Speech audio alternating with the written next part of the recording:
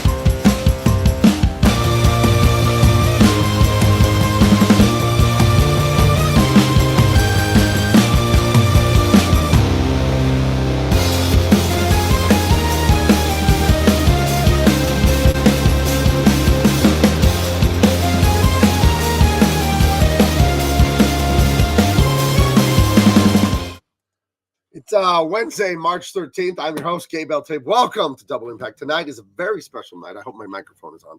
We have a guest, Paul Chato, very funny guy with a super interesting past in producing TV and doing all kinds of fun stuff, lots of improv comedy. Welcome in my guest, my co-host, the Midnight Lover himself, the great Jericho Green. How you doing, buddy? Yeah, I get the solo screen. Thanks, man. Yeah, but you know what? I pushed the wrong button, so now's your time to shine. This is it. All right. Look, Gabe, first of all, you're not going to get away with that. I noticed that you put that clip from Cobra in there where that psycho cut. He cut the end of the pizza off. That shit drives me crazy. Why would you cut? There? Because you've I knew you did. Times. I knew you did. I was like, man, what kind of fucking sociopath cuts that piece of the pizza off? But anyway, glad to be here. Glad to have you, Paul. Hi. How you doing up there in the land of beavers and maple syrup and Justin Trudeau? That's us. And poutine. Poutine. You know, I've never had a poutine, and I've had it like at a bistro restaurant, or it's an Americanized version. It looks insanely good. It is very good, but all the poutine that I've ever seen in the United States, including the Chicago style poutine, is just garbage. How do we get it wrong? It's got to be double fried French fries. Number one, bit thick cut. Number two, it's only chicken fat gravy. Oh, has to be chicken fat, not beef fat, not fake vegetable fat or whatever. Is there a certain cheese? Curds, cheese curds. Yeah. Right. Okay. So they're melty, but not that they don't have any kind of strong taste. They have a very neutral taste. Okay. And that's it. So those are the three main ingredients. I like Montreal smoked meat, which is a brisket. If you guys know this stuff, smoked meat is a brisket, and smoked meat and shavings of that into the poutine. It's like the calories are vicious. I shouldn't have asked you any of this. I'm fasting today. I literally haven't eaten since last night. I don't know why in the hell I asked you that, because I want to bite the. How did that sound? I mean, I've had punani. I've had punani, but never poutine. Wow. That sounds Hawaiian. It's another word for vagina. Never had poutine, but I have had. Jericho, do you shave a little meat on top of it, or any gravy? It has its own meat. No accoutrement for that. out of the box. Oh, I'm not good with the inner city lingo, Jericho. I'm sorry. Oh, we're going to teach each other today, Paul. We're going to learn from each other. That's what it's about, learning. Isn't it? Let's see. Real quick, welcome everyone in Mark's Music Obsession. Missouri Johnson, one of the great names, not Indiana Jones, Missouri Johnson. I like his cousin. Hello. That belongs in a museum. Missouri Johnson. Good. The Wayfarer, Joe Musashi, John DeVoist, Brandon Clark, hail buddy. None the Miser says, nice Beaver. Woo. Yeah. Think about what you think about. Okay, so the buddies are here, guys. Hit the like. Yes. Share it out, and I'll have to, Paul, I'll have to grab your YouTube and put it in the description too. I forgot to do that. But our guest tonight is Paul, call me Chato, and I'm very, very excited to get into it here and have him learn like deep inner city lingo from Jericho, because that's what Jericho's known for. Okay, right? But you guys so where were both of you? I was born in Toronto. Where were you guys born? I was born in actually Jackson, Mississippi, but moved to California when I was like 4 months old. Not by myself. My parents took me, but moved out to California. You tied a red bandana to a stick and you said, I'm out of here. So for all intents and purposes, what's your home city? Sacramento. Sacramento. Okay. Never been State capital of California. You're not missing anything. Okay. Don't do it. Don't do it. I am from Greeley, Colorado, named after Horace Greeley, the famous newspaper publisher. He said, go west, young man. My parents divorced when I was 8, and we ended up in San Diego, and I am still here. I mean, it's America's finest city. It's a beautiful place to live. Expensive as all hell. Yep. But a beautiful place to live. Well, now that you're making the big bucks online, Gabe, and all your artwork. Oh, thank you. You're a very good artist. I wanted to be a comic book artist. But it's a rigor, and you really have to train for that. I became a poster artist back in the day when posters were really on hoarding were the only way you could promote a live band or even an album. So, and I was part of a group of poster artists, and the way we measured our success is who had the most posters torn off the hoardings where kids wanted to put them up in their rooms. Right. Nice. That's how you measured your success. Yeah. I listened to punk rock. I went to high school from 93 to 96. I was into it was newer punk, right? Yep. But I love that whole do-it-yourself spirit of punk and the handmade posters. Yeah. And I really love that stuff. I was just at the Punk Rock Museum with my brother. My brother, it's his birthday in late February. So I took him to Vegas, took him here, took him there, took him all over town for a couple of days. And we went to the Punk Rock Museum. It's only like a year or two old. And it was fascinating. All kinds of old guitars and posters and this, that, and the other. And it was, and so many of those ugly hand-drawn. Well, I learned how to silk screen. I learned how to silk screen. Wow. You cut the silk screen photo, put it in the sun and then wash it off. Right. And just that whole notion of negative space and multiple layers of silk screening, doing stuff by hand like that. I loved it. It was a great era for art. I mean, the stuff people were doing was terrific.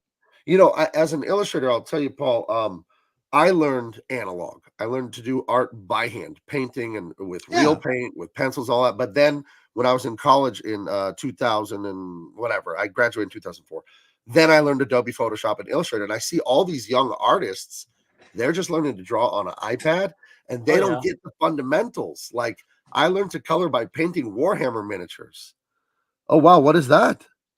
That's our album, Boot to the Head. I did that. That is fantastic. That was I think that was a song that I heard like Sunday mornings at Dr. Demento.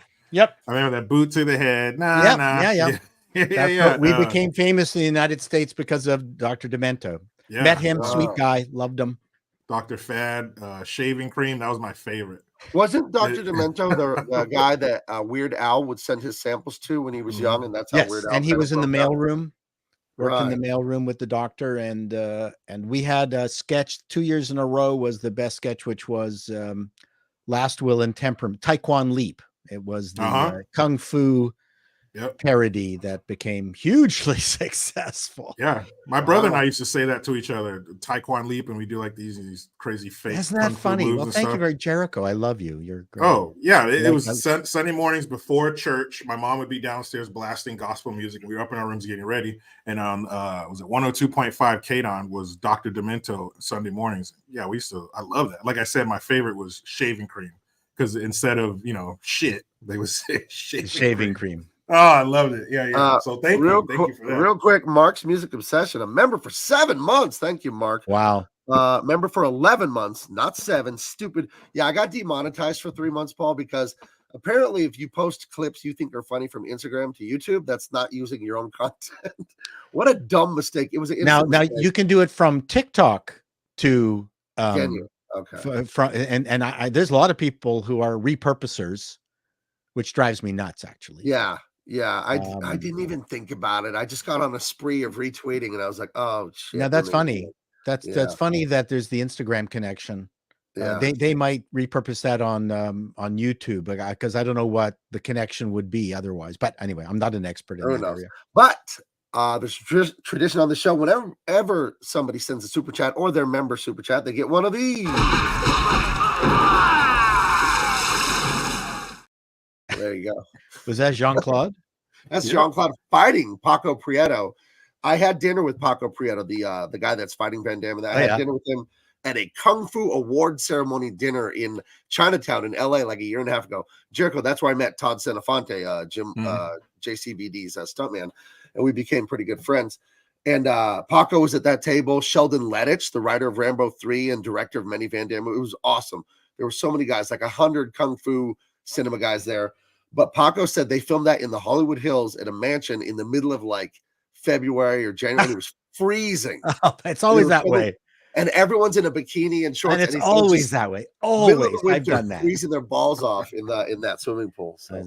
The most, I was one table away from Muhammad Ali during one. I can tell you that story too one day if you I got lots of stories if you want. That's a great one to kick off with. Let's hear the Muhammad Ali story. So when I was head of TV comedy at CBC, this isn't the CBC thing, but this is my comedy network official. I thought I'd wear that.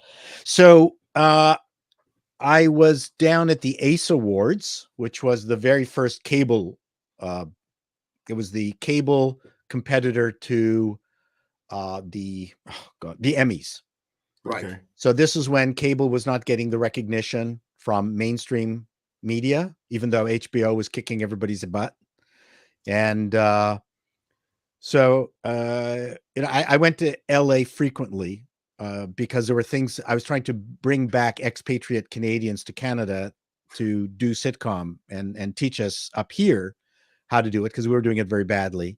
And there's a ton of, amazing Canadians. Burt Metcalf, who directed probably a third to a half of all MASHes, actually was a boy from Saskatchewan. I actually dragged him back. He was so gracious. He took me everywhere in LA, and even the director's cinema, where we got to see a half-done version of some Spielberg film. And so Burt Metcalf was great. I'm sorry, Paul. What time was this? This would be 90. Should be like 1990. Okay. So again, a real heyday of film and TV. And so yes. So went to the ACE Awards. And you guys familiar with yes, Mike Myers is not the killer Mike Myers in the movie. You claim them both, Paul. You get both Mike Myers. Yeah. Well, Mike Myers, a killer. He's native, like he's an Inuit, right, or something like that. Do you know? Guys know Monty Python, right? Oh yeah. So Michael Palin was there because of his, I believe, Around the World in 80 Days show. But again, Hollywood is a funny place. If no one knows you, they completely ignore you. If you're of no value to somebody, they ignore you. Right. And so Michael Palin, even though he was up for an ACE Award, not a single person from LA knew who Michael Palin was. And Monty Python is popular, but not as big as you think. And I went up to him and spent some time with him, and he was, it was one of the most charming people you could think to talk about. But I was at the table next to Muhammad Ali. Now, most of the tables had emptied because people were now around getting drunk, going to the different tables and stuff like that.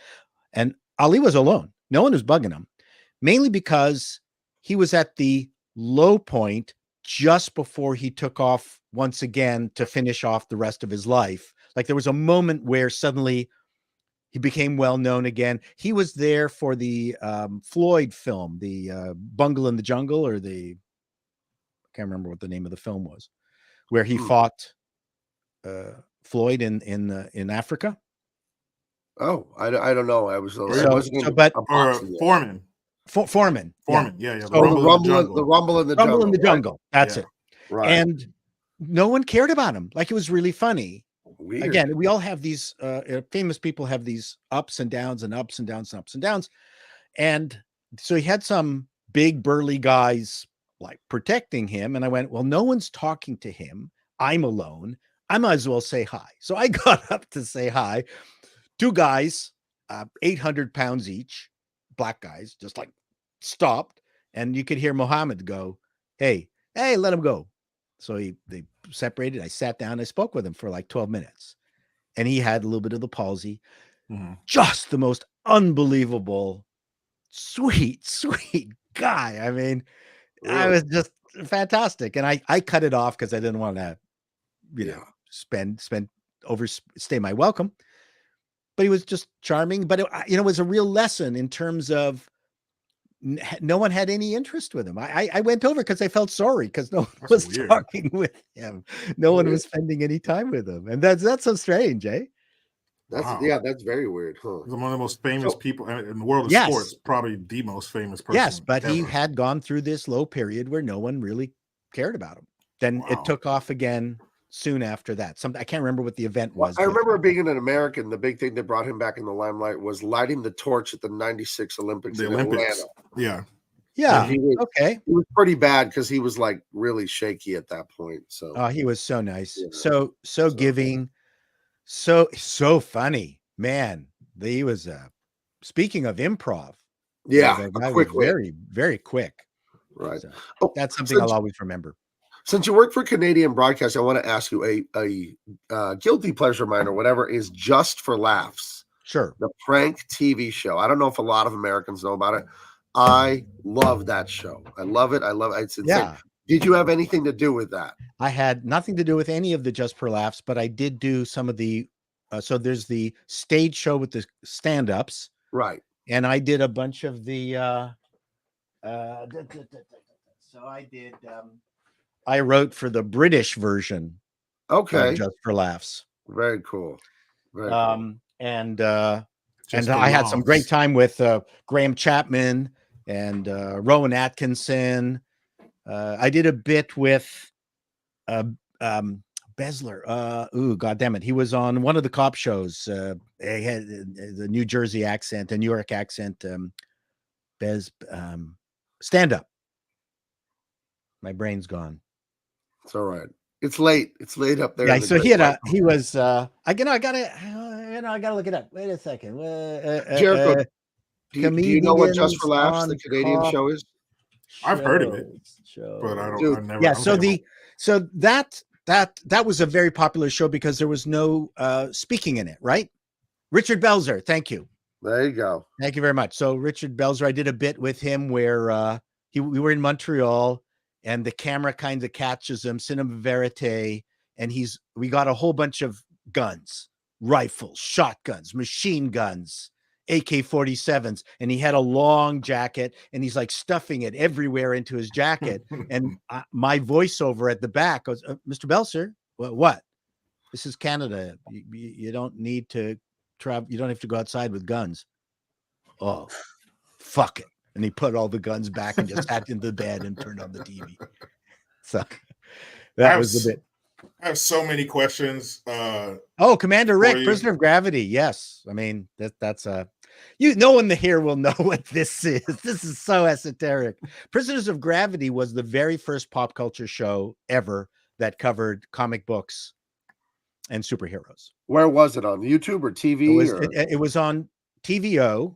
which was a government-run station. But if you go online to on YouTube, they're all there. So look for Prisoners of Gravity, interviews with Neil Gaiman when he was a baby, J.R.R. Martin, science fiction, or the very last interview with Jack Kirby from DC. Oh my God, it is the most insane treasure trove. He went to the comic shows before G4. Prisoners of Gravity, you could say started G4 if G4 had actually heard of them, but they didn't. No, it's just a great show, very intellectual. They talk with the greatest comic book artists of the era. I mean, it's fantastic. Well, I just emailed myself that, so I'll remember to look it up because that sounds fascinating to me. But Jericho, you said that you had a bunch of questions, or? Yeah. First of all, well, I shouldn't have started like that. Like, first of all, how dare you? But Canada is to comedians what, like, say, at Alabama University is to linebackers. It's a linebacker factory. Yeah.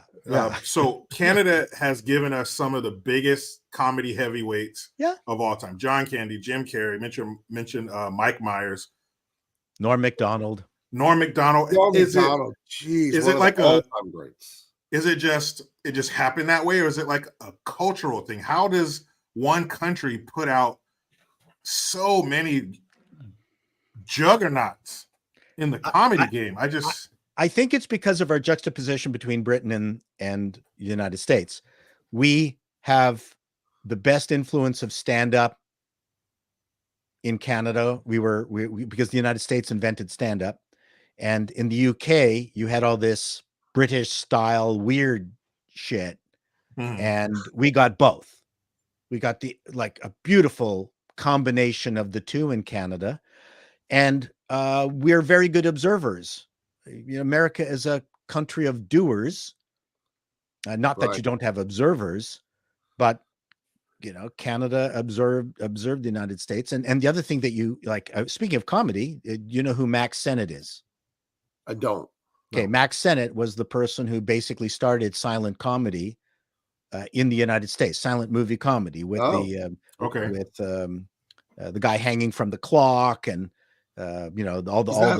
Buster Keaton, right? Buster Keaton. But he was the one who was hanging from the clock. But Max Sennett. So the Keystone Cops, the fire trucks with the crazy cranes and all the stuff, all the old silent comedies. That was Max Sennett, and he was a Montreal boy. We go back, comedy and the United States and Canada go way, way, way back. So we originated movie comedy in the United States. The Canadians, I didn't, and I'm a first generation Hungarian. I'm a Canadian Hungarian. But yeah, I can't explain it more than that. Again, listen, I have met brilliant American stand-up, Sam Kinison, Bobcat Goldthwait, Emo Phillips. But the difference, Carlos Mencia. Pardon me? Exactly. No. Exactly. Americans got into a character and never left it. Oh, what is that? They just would get into, like, Emo Phillips is Emo Phillips, whether you're whether you're talking to him off stage or on stage.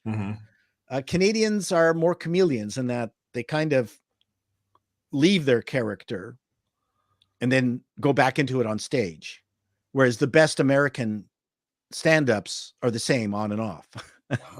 So Bobcat is totally sweet. So it's a very different mindset. So if you had to choose, whose comedy would you prefer, British or American? I just like best comedy, like anything that makes me laugh. Fawlty Towers to me is hilarious. I don't care.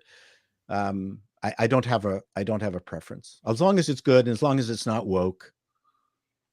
We'll get into that in a little bit here. Comedy. Trump killed stand-up for a good long time. Think about what you think about.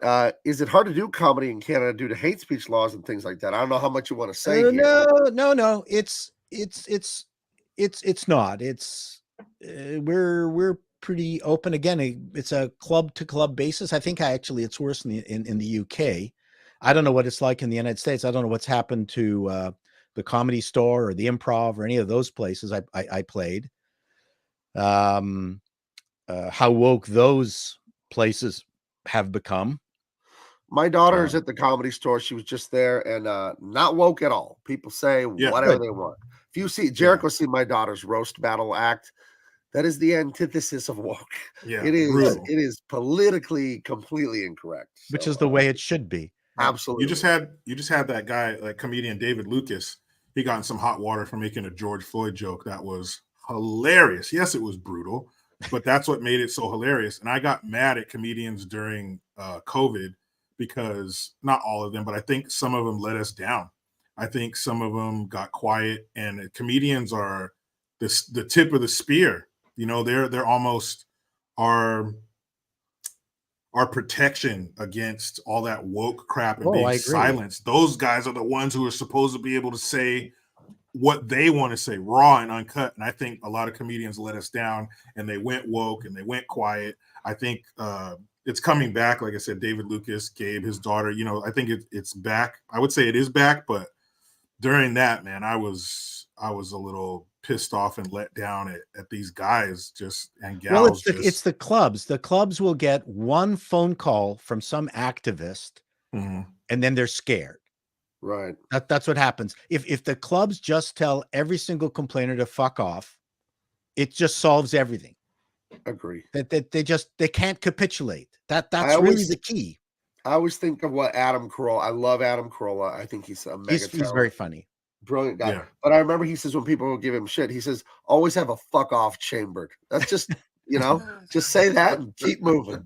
Well, I realize that about life. You know, I'm 45 now, so I'm relatively youngish, but older, and I'm a grandfather. She's a year old. Wow, you look like shit. I do not look like shit. How dare you? No, I don't. No, I don't.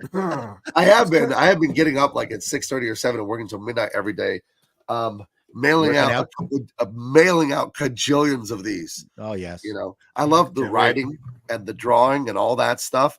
I don't love so much the packing and the cardboard and the taping and the printing labels. I still have boxes of frantic stuff that haven't been sold. Wow. But I remember 9/11, and I remember how comedy died in the United States, and for good reason. I mean, that was a pretty somber time. But I got to challenge myself, and I got to get a 9/11 joke. And I was on stage doing stand up in Canada, a little bit safer. And you want to hear it? Please go for it. So can I swear on your channel? Yeah, sure. Yeah. You'll beat me up. No, So anyway, this one requires swearing. So I went, so I said, you know, one of the issues of 9/11 is what's going to happen to just the regular terrorists and hijackers out there. How do you think they feel about it? So then I went, so here I am, a regular terrorist. I've been hijacking planes. I've been taking money. I want extortion. I need to get prisoners free. I don't blow up planes. And these fuckers, these stupid goddamn fuckers, you know, they fly the fucking plane into a building. Now, if I hijack a plane, these assholes on the plane are gonna kill me. I don't want to die. I just want to extort some money. What the fuck is going on? These fuckers just killed my business. Oh, somebody always has to ruin it, you know? Someone has. Anyways, after a few moments of what's he doing? Where's he going? And I didn't do it quite as smoothly as I did like 100 years ago, but it got very good laughs. And I think it's a funny bit. Right. I'm gonna butcher this quote. Sorry, Jerk, I'll let you go. It's a butchered paraphrasing of Oscar Wilde said, when you tell people the truth, you got to make them laugh or they're going to kill you. That's something but that's the concept, Oscar. That's an old quote of his. I don't remember it word for word, but that's basically what he said. And Jericho, I will let you go, but you're so right, Jericho, when you said the comedians at the tip of the spear protecting us from the cultural bullshit propaganda. Because again, you tell the truth and you make people laugh, then they go, yeah, he's kind of got a point. So go ahead, bud. Yeah, I think jokes like that, you know, events like 9/11 and things like that, there's a time frame, there's an expiration date on that. You got to have the balls to do it while that wound is still open. Yeah, maybe give it a couple days. Don't drop that bad boy on September 12th.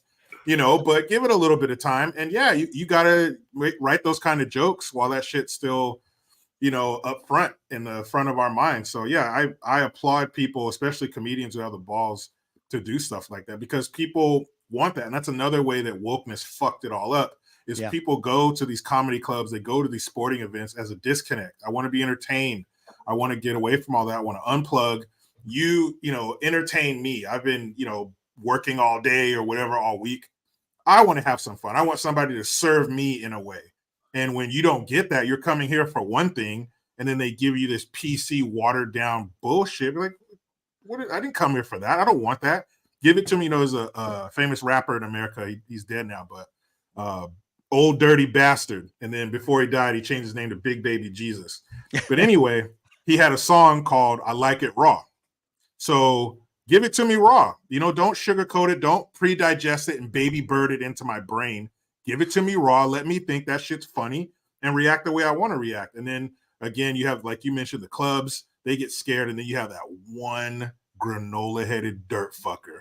Everybody else is dying. The wheelchair joke, the guy in the wheelchair is tears streaming down his face. I was thinking, and then it ruins it for everybody else. And then we get this bullshit version of comedy. Hate yeah, it. when you said dead rapper, that really does not zero it in for me. Right. No, I figured that was it. If I said dead rapper, you'd be like, oh, him. The one dead rapper, the one who's been shot. Wait a second. let me go through the LA phone book. It would be easier to name the living healthy ones. That's a shorter list. It's a much shorter list. Paul, you struck me as an ODB fan, so I figured you would have got it. Maybe that was his go-to at karaoke up there in Toronto or whatever. I love driving to Rum DMC. I ran into Rev Run at the Encore Casino in Vegas. He was just sitting there in a velour jumpsuit or whatever. I'm not even kidding. Yeah. Sitting there just feeding, quarters or whatever to the machine.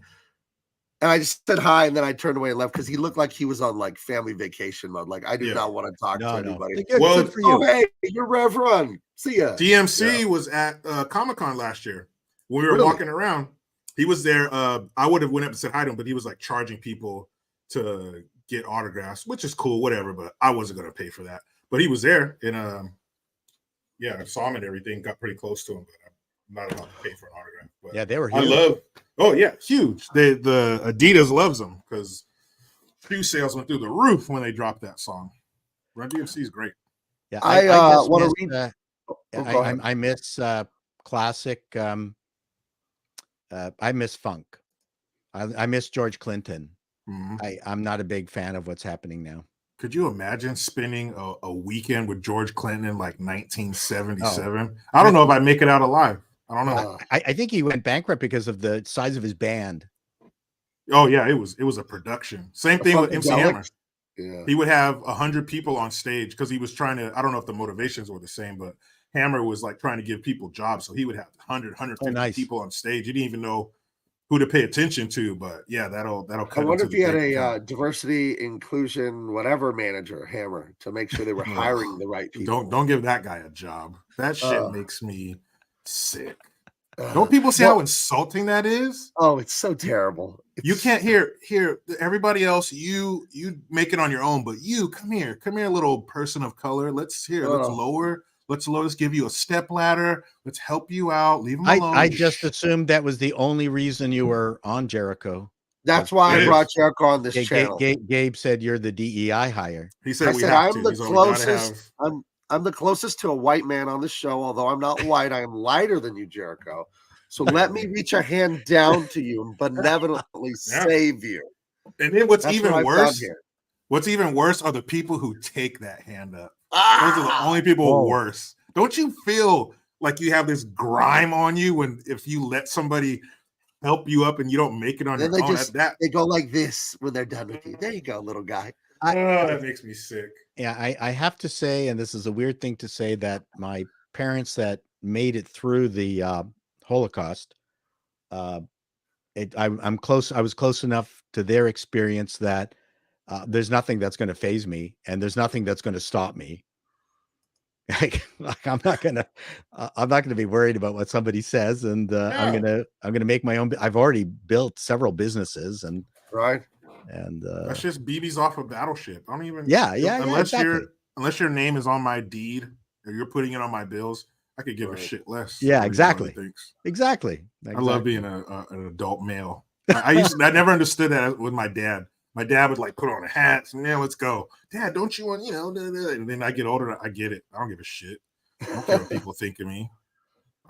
Is your dad still around? No, he passed, but he was cut from a different cloth. He came from old school. He had a job at 8 years old, and he grew up real poor. Like not today's poor, where our poor are obese and have 3 flat screens and a vehicle. Like he was poor.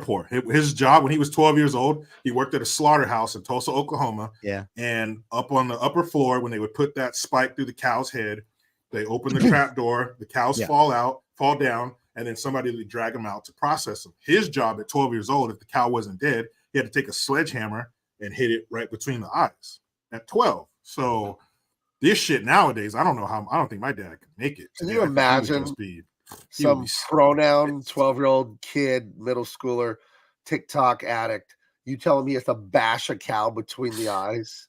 What would happen to him? I took an animal at 12. My dad is Muslim. I'm Christian, but he would sacrifice a lamb every once in a while, then butcher it. He's a chef. He's a gourmet chef too. And he would butcher it all, invite his buddies from the mosque, and they'd barbecue it all. And we'd have a big thing. And one time he hands me the knife. I'm like, you got to do it.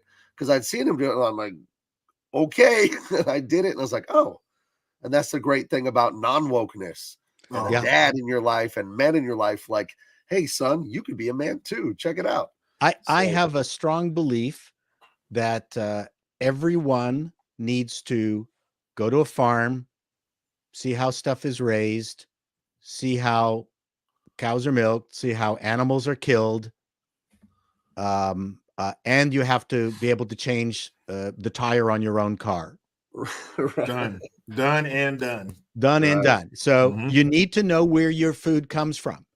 Meat is not grown on a cellophane container with shrink wrap on a tampon. What? Wait a minute. It doesn't come out of the ground wrapped up with the weight and no, the price man. line? Man, no, Jericho, no. No, it comes from this giant fucking beast, man. And they cut it up. I don't believe it.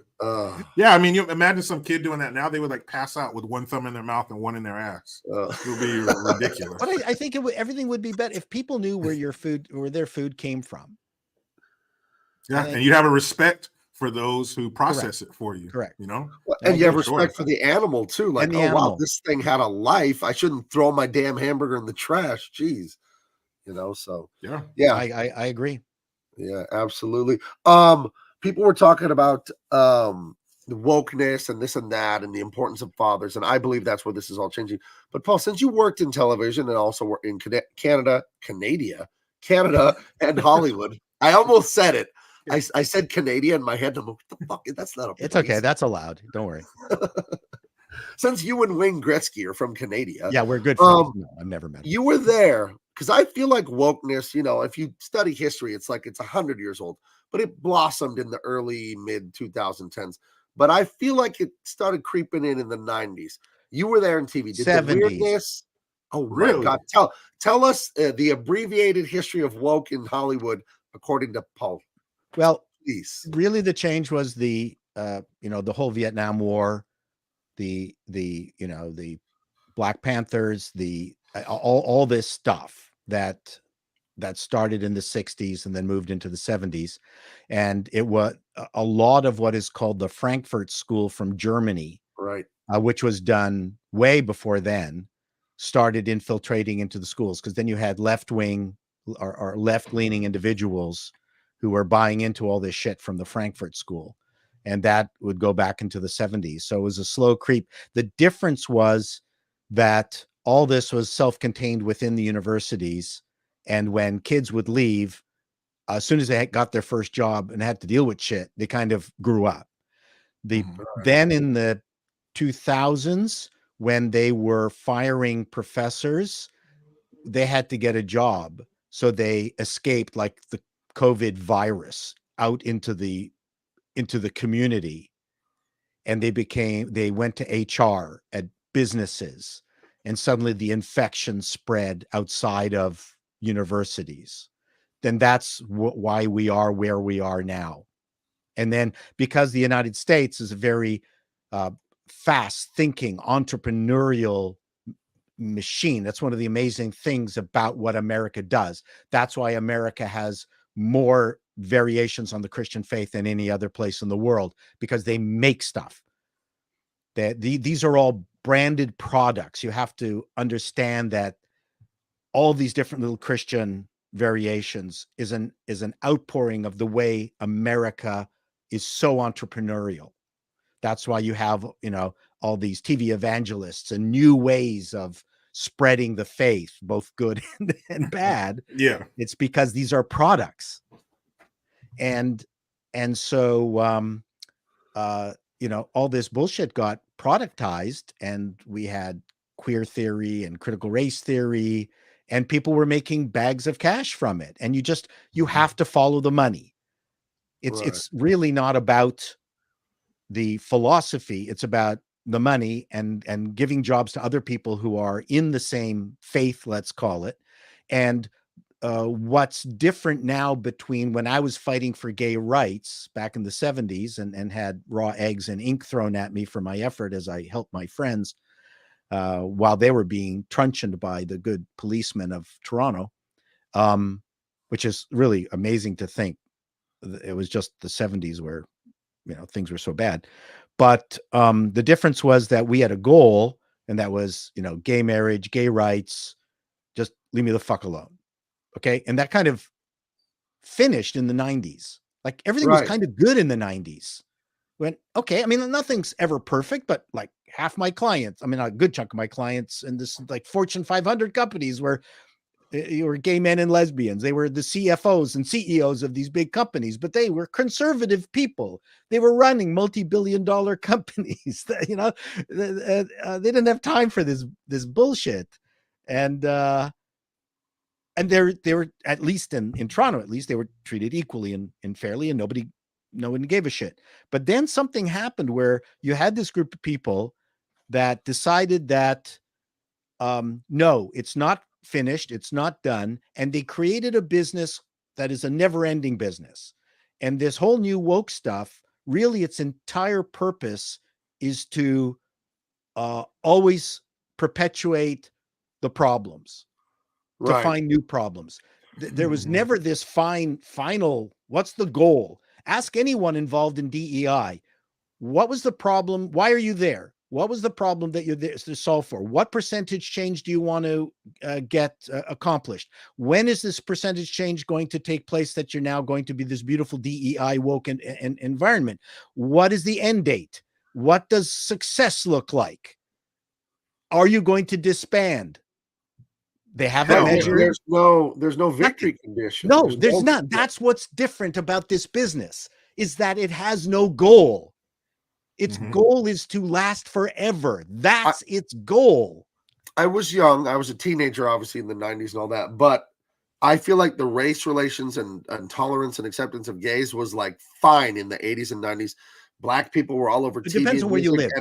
And well, I lived in Southern California, which is, very mixed. But San Diego is a Republican military town. Nonetheless, St. Louis was horrible. Okay. But St. Louis might be horrible to this day. The race relations in America are 500 times worse right now, 2024, than they were in 1994. I'll take your it's I feel that. Because I feel that up here. As a non-black person, when I was in high school, 93, 94, 95, 96, whatever, you see a black guy, it's like, yeah, he's a guy. He's a normal guy. He's not a black guy. He's Derek, my friend. Absolutely. We didn't think that way. And now it's like, no, hate each other. They're trying to get you. Black Lives Matter, all this stuff. It's like, where the hell did this come from? Like, I don't know. Things seem so peaceful for so long. And then it's just I don't know, the thing you're saying, where this is just a scam to stoke the fire forever it's an industry. Yeah. I have a question for you, Paul, but let me say this first. you go to Booker T. Washington all the way back to like the late 1800s. He's talking about this contingent of black folks who make money from constantly stirring shit.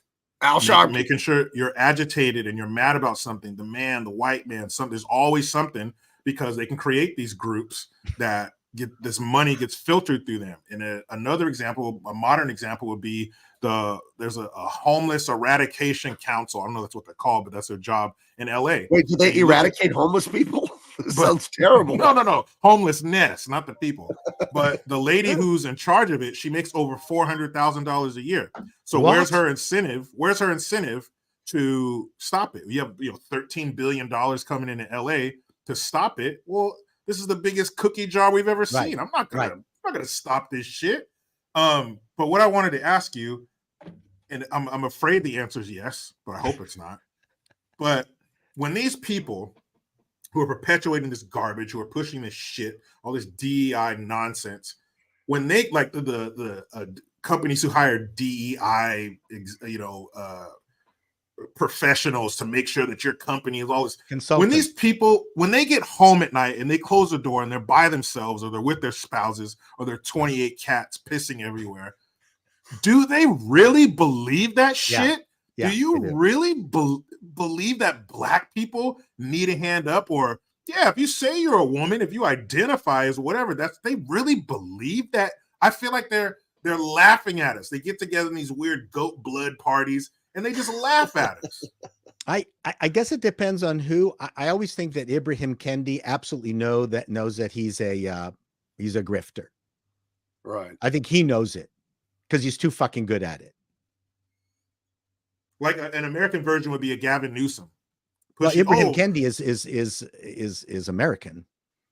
Oh, is he? Yeah. Look up Ibrahim Kendi. He's the king of the grifter.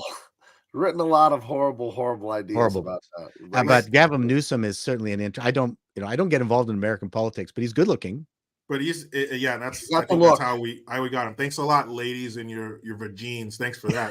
But you have somebody like him who espouses all this bullshit, and like I said, do they really believe that shit? I think so. I agree with Paul that I think they believe it, except, not to be disagreeable, I don't think Gavin Newsom does. I think he's a sociopath who will do or say whatever's expedient to make that money. I don't think he is. I think he's like practically Patrick Bateman from American Psycho. For sure. I think he knows he's good looking. Yeah. Mm-hmm. There was a few, you can tell. I think last year he's talking he was talking about $20 minimum wage for burger flippers, right? And he's around this group of women. There must be 10 women around him at the podium. And he's talking, and I'm sure if the camera panned down to their feet, they were probably this high off the ground. They were just, they were just gazing at him. Like, oh my God, you're so handsome. And I totally uses that to his advantage. But I think you're right, Gabe. I don't know if he really believes that shit, but I guess some of them have to push it like that. But it is just, and it's so quick. Like you mentioned, Paul, it started happening in the 70s, but it just feels like they've hit the accelerator in the last 10 years. Well, Douglas Adam has a great quote. I'm going to butcher it. He's a terrific author from the UK. He's a poofter. And he said that the goodwill train kind of came into the station at the 90s and it didn't stop. Someone killed the conductor and the engineer. Some dude in a dress got in, hit the accelerator, and just took the goodwill train and just kept on going. We never had a chance to do a victory lap in the 90s to just say, hey, everyone, good job. Let's hug each other. Let's accept each other. There's been a lot of pain. A lot of you out there, maybe don't like gay marriage. You don't want, these people in your schools, but they're there now. Let's just take a breather, invite everybody to dinner, get to know each other as people. But no, there was just this group of people that said, no, can't stop. We gotta. And the problem is, I view society as a glass of water where you're constantly putting salt into it. And if precipitate, at some point, the glass of water cannot dissolve the salt anymore. Right. And you kind of have to accept the fact, and this is what the leftists don't do. is that society isn't perfect, and there's always going to be problems, and it's never going to change as fast as you want it to change. And so that's why you have to take things slowly, and you have to celebrate every small victory, as opposed to shitting on people for not going fast enough. This is what drives me nuts and makes me really mad. I didn't expect to go here, but you get a glass of water, you keep putting salt in it, it dissolves it.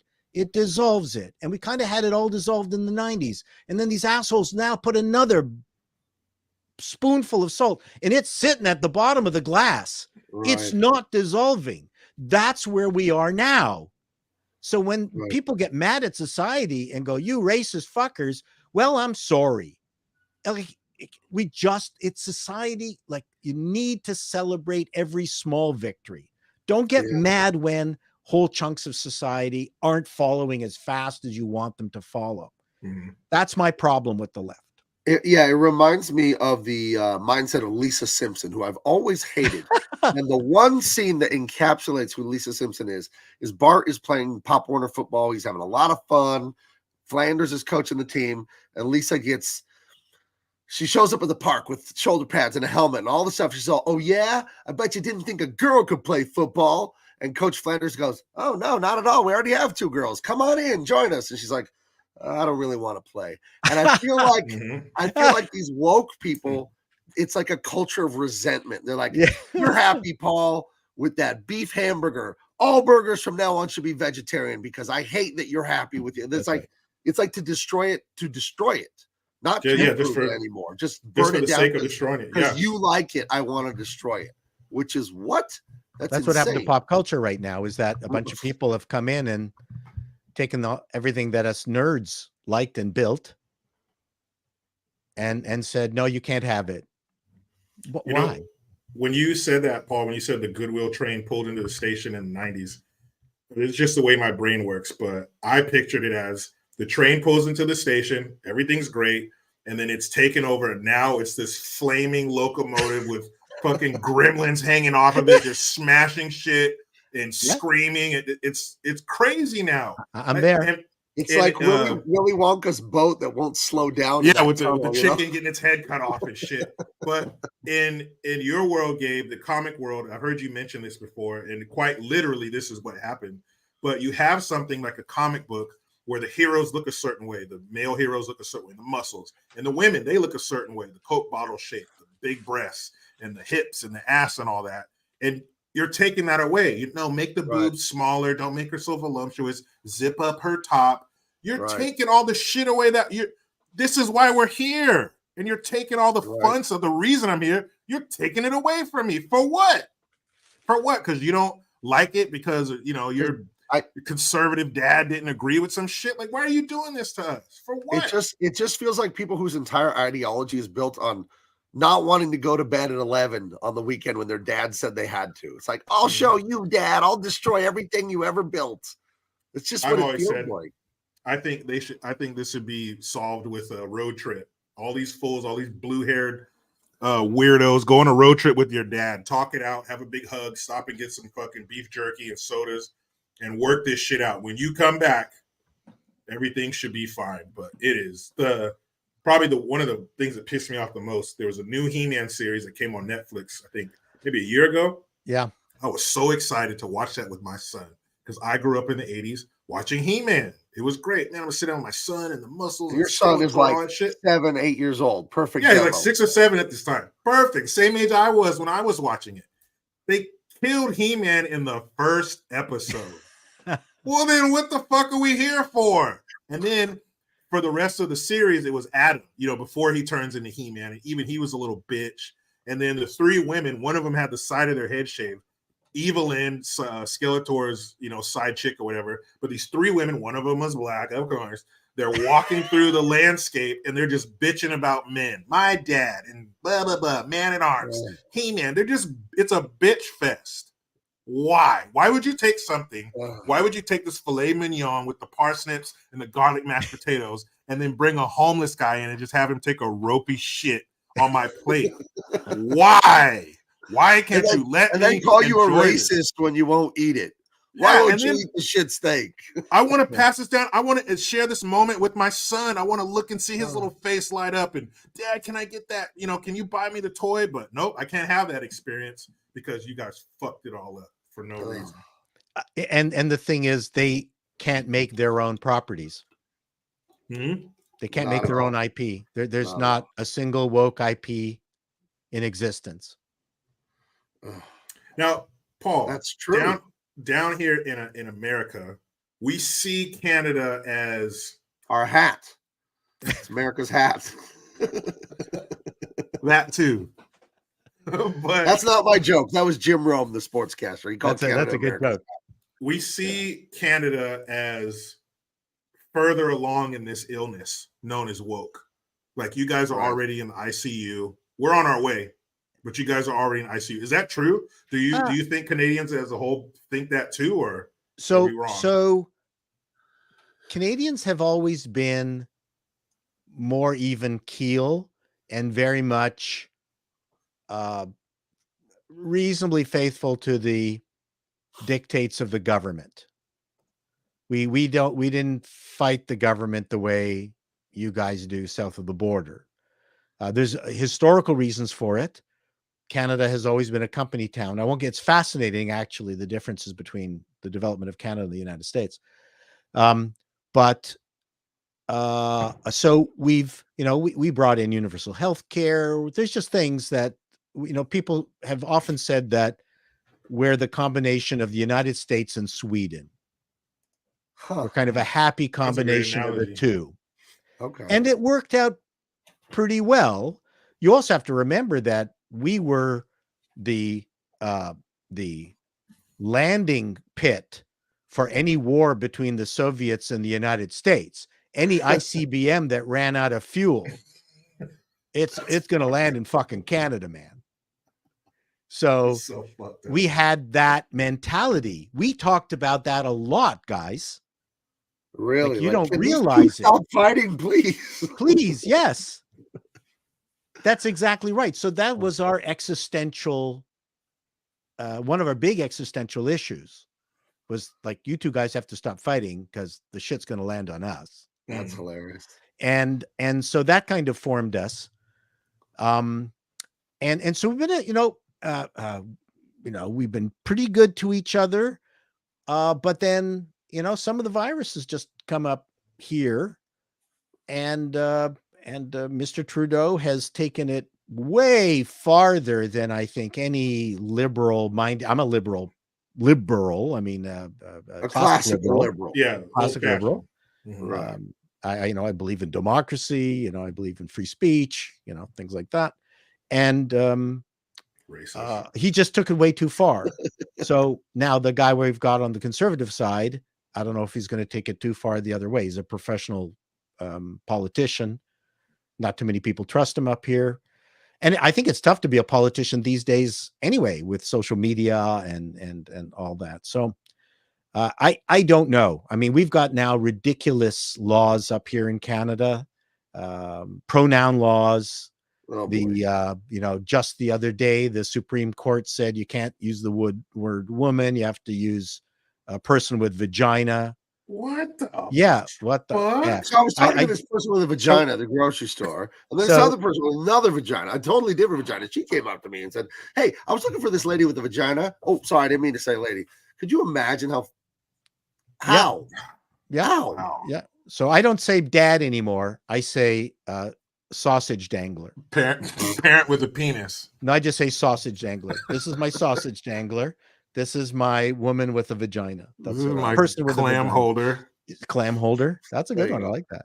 In Mexico, they started saying chorizo con huevos.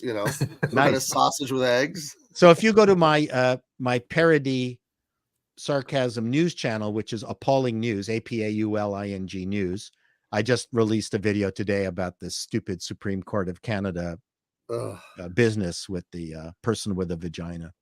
Well, that's great. I mean, it's great for content, for you to have this ridiculous shit to talk about. Now, I'd like everything to calm down everywhere. I'd love it to calm down in the United States too. I mean, I'd like Trump and Biden gone. I'd like to have a whole new generation of people. It's an election year. It gets more intense than ever during election No, years but here. the two of them need to retire. Let a new generation of people that can talk to other people kind of take over from both sides. I kind of like listening to the two sides. I hate the squad. The four whores of the apocalypse. Yeah, that's what Barry I call them. and Barry. Bernie? What's his name? I mean, there's some crazy. You gotta tax the billionaires. Bernie Sanders.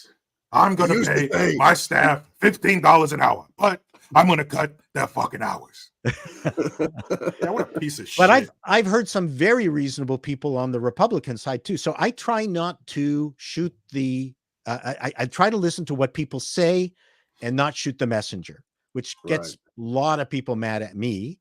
I think I've lost every single left of center friend in Canada. They're gone. But I really try to concentrate on the message, and I'll see a thing where Jim Jordan, who I'm not a huge fan of, but he'll say something. I go, I agree with that. I agree with what he said, and people will get mad at me because, well, it's Jim Jordan who said that. He's mad. Nope. The thing he said, I agree with. That's a very difficult thing to do. You know, my brother, he enlightened me in that way, and I thank him for that. He told me that same thing. He said, you can't get mad at the messenger. If what they're saying is right, it's right. And I'm like, right. And, you know, if there's a bit of, yeah, but, you know, but what he said was right. So I'm work on that all the time, and I thank my you have to work it, don't you? For telling me, yeah, it's tough. It's, you know, you get used to it. It's ingrained in you. You have to David train yourself Mamet, to be different. You know, David Mamet, the playwright. Oh, yes. I just saw a video of him, and he said something that was so brilliant. And he said that when coffee he's arguing, is for closers. No, they didn't say that. if a left-handed batter comes up, always send out a left-handed pitcher. That's what he said. No. So he said something I'd never heard before, and that was, you're arguing with someone, and potentially it's not going to be a good discussion because you're really far apart. And he said, you bring up a point. If the person doesn't accept your facts and you don't accept theirs, put it aside. Keep going until you hit the things you can talk about. Oh. And I went, wow. Because most of us are going, here's the fact. This person went up to that person with a gun, shot him in the head. No, they didn't. They did. I saw it. There's a video. No, they didn't. David Mamet said, move on. Go to the things that you can talk about. And and it's so hard to do, especially when you know you have the facts on your side. Just move on. And I thought that was the most brilliant thing I've heard in the last 2 weeks. That's profound. That's true. And I know I have a hard time doing it because they're facts. Right. If they fight it, don't discuss it. Bring up something else that potentially you can talk about. I don't agree with everything he says, but I think Scott Adams is particularly brilliant when it comes to persuasion. And he said something when Trump was running the first time, that facts don't matter for persuasion, like at all. Correct. And when he said that, it blew my mind. Like, right, facts don't matter at all. I mean, they matter in real life for the eventual outcome of what's really going to happen. Yep. But when you're persuading someone, it does not matter what the facts are, because people make decisions emotionally. They're just not going to. All of us too. I'm not saying everyone does it, but me, I do too. Everyone, that's our natural inclination, is to be emotional. And I don't have it in front of me, but there was some university study sending certain delta waves or some waves at the brain to like dampen the emotional center of the brain. And those subjects can't make decisions. And it turns out every decision you make is emotional. Even tying your shoes. You think that's a logical decision? Nope, it's emotional. I want them tied so I don't look sloppy and trip. It's always emotion that makes you make a decision finally. Well, the other thing that as a businessman I learned, and it's also, this is a very difficult trick to apply to life, is you have to understand what the goal of what you're trying to do at any specific time. And let me give you an easy example. So when I was teaching how to sell over the phone, I would ask the class, because I would teach this class, when I'm on the phone, what am I selling? And universally, the kids would go, well, the quality of your product, how good your thing is. Da, da, da, da, da. I said, no, I'm selling a meeting. I want to get together with them. I'm not telling them about my company. So you can break that down in your life and you go, I'm arguing with this person. These are the facts I'm arguing, but ultimately, what is it that I want out of this moment? Right.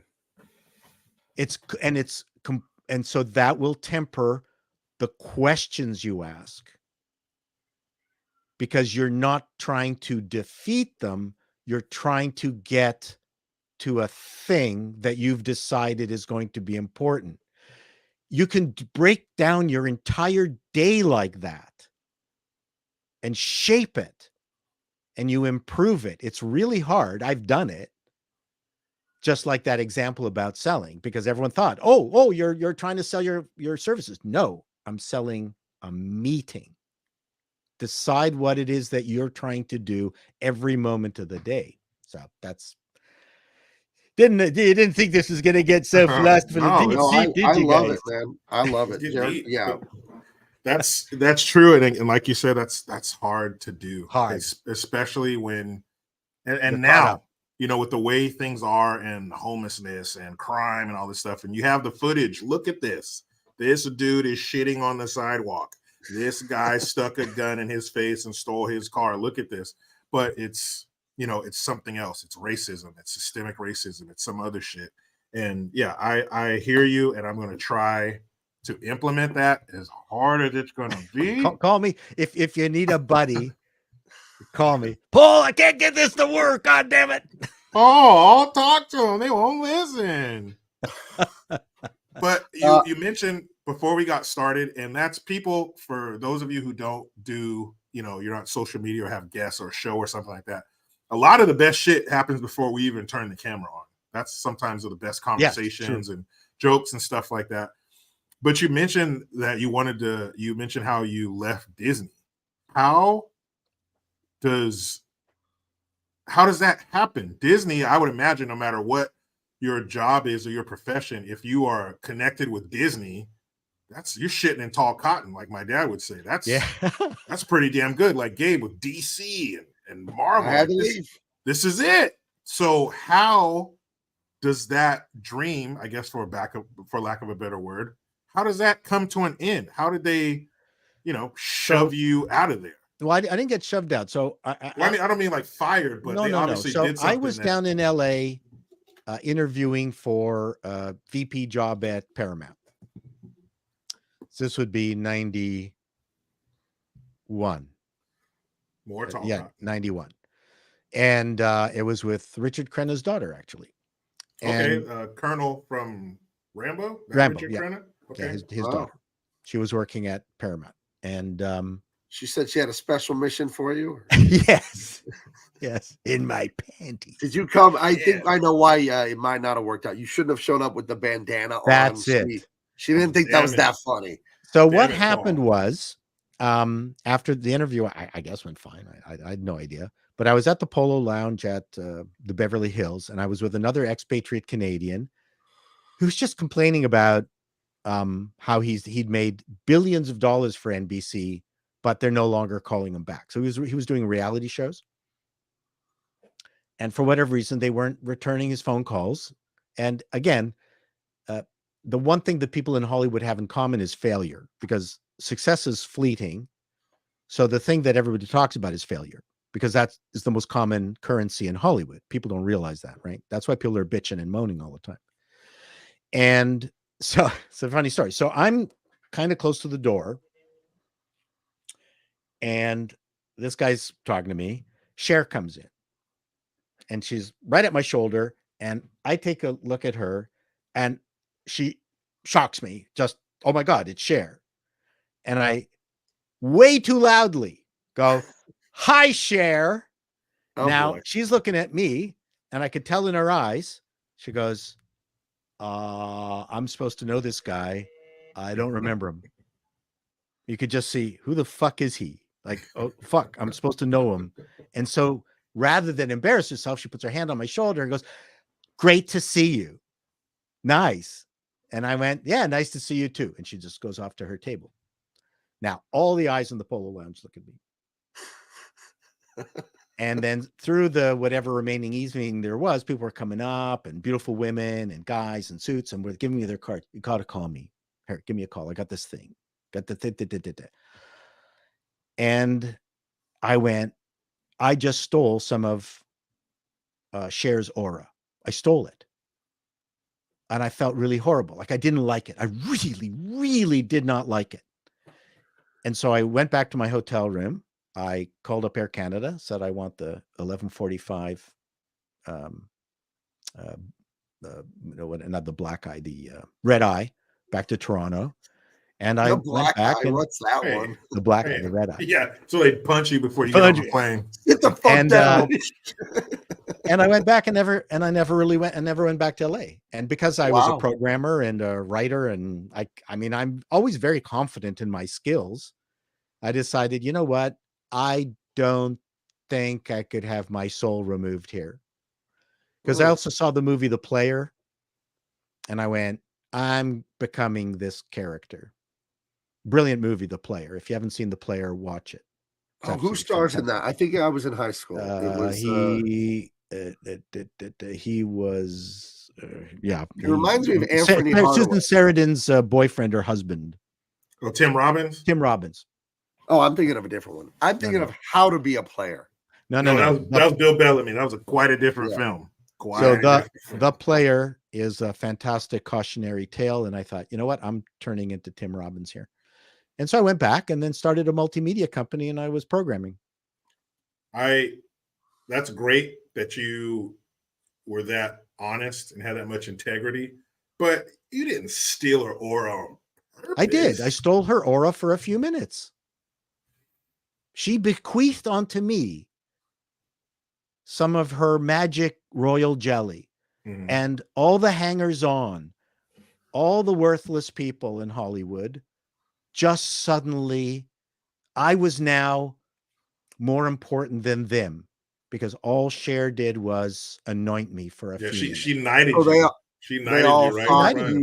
They all thought that she knew you, so you must be important. So what blood can I suck from Chato, right? That's but wouldn't you say that's more on them than you?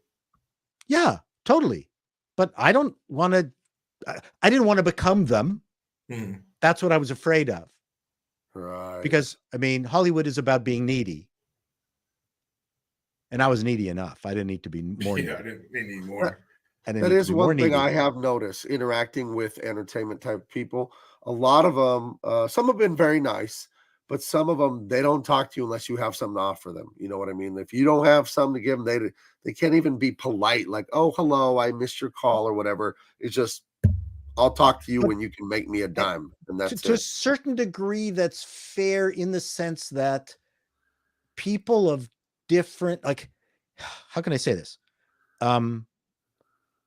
It's not wrong to say that you've got to get your reputation up to the point where you were allowed to talk to a Stallone. I mean, not that Stallone wouldn't be a bad guy, but if he sees, he doesn't want this low person talking to him, but he's happy to see someone that has built their own careers on their own to an equal level.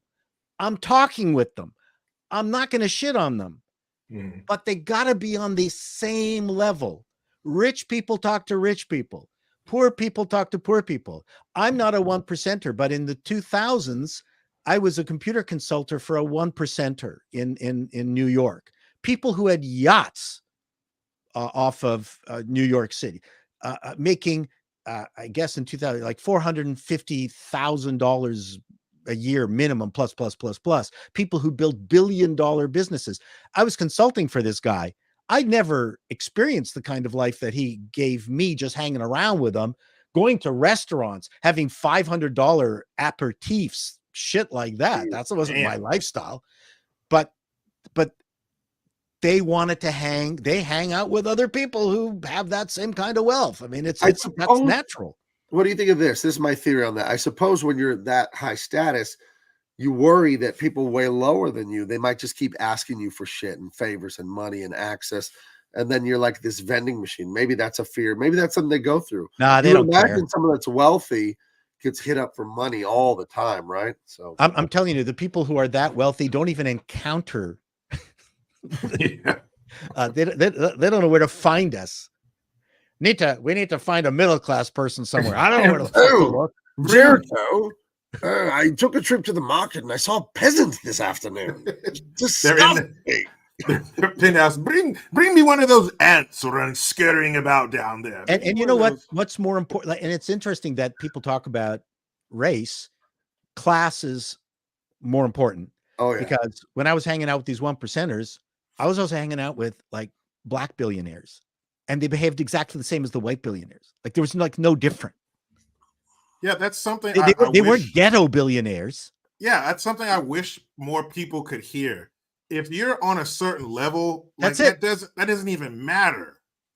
If you're in here, if you're in this lounge, if you're in this, 5-star restaurant, whatever, your color doesn't matter because you've obviously done what it takes to get in here. So we're all equals. That's for other people. And that's actually the thing that what changed. So Marxism and communism is a class-based fight. Right. And in North America, they lost the fight because the workers were well enough paid that they could not convince the workers to revolt against their bosses. Someone came up to change it to race base. That took off. Yeah, right. Now we got something. That is the big change. So we've got race-based Marxism as opposed to class-based Marxism, which is classical Marxism. That never worked. They could not make it work. Well, the American economy post-World War II was too good. You could go That's be correct. blue collar, put your kids through school, buy cars, take vacations, and buy a nice, modest home. Why would you hate working for Ford assembling cars? It seemed like a good life. If we could convince, and there's this wonderful video of this black girl who detransitioned herself, who went through the woke process, and she said, "I was paralyzed when I got out of uni or college because I was completely convinced that if this white person didn't look at me, they were a racist. Mm-hmm. If they looked at me, they were a racist." So you're damned if you do, and you're damned if you don't. I don't know if you heard that, but she said it completely debilitated her to the point where she would go home, turn off the lights, and sit in the dark, shaking. Jeez, so weird. And her solution happened to be religion. She returned back to her parents' Christian faith. And that's how she got herself out of it. But she said that's what college did to her. All the left-wing bullshit in college made her a cripple.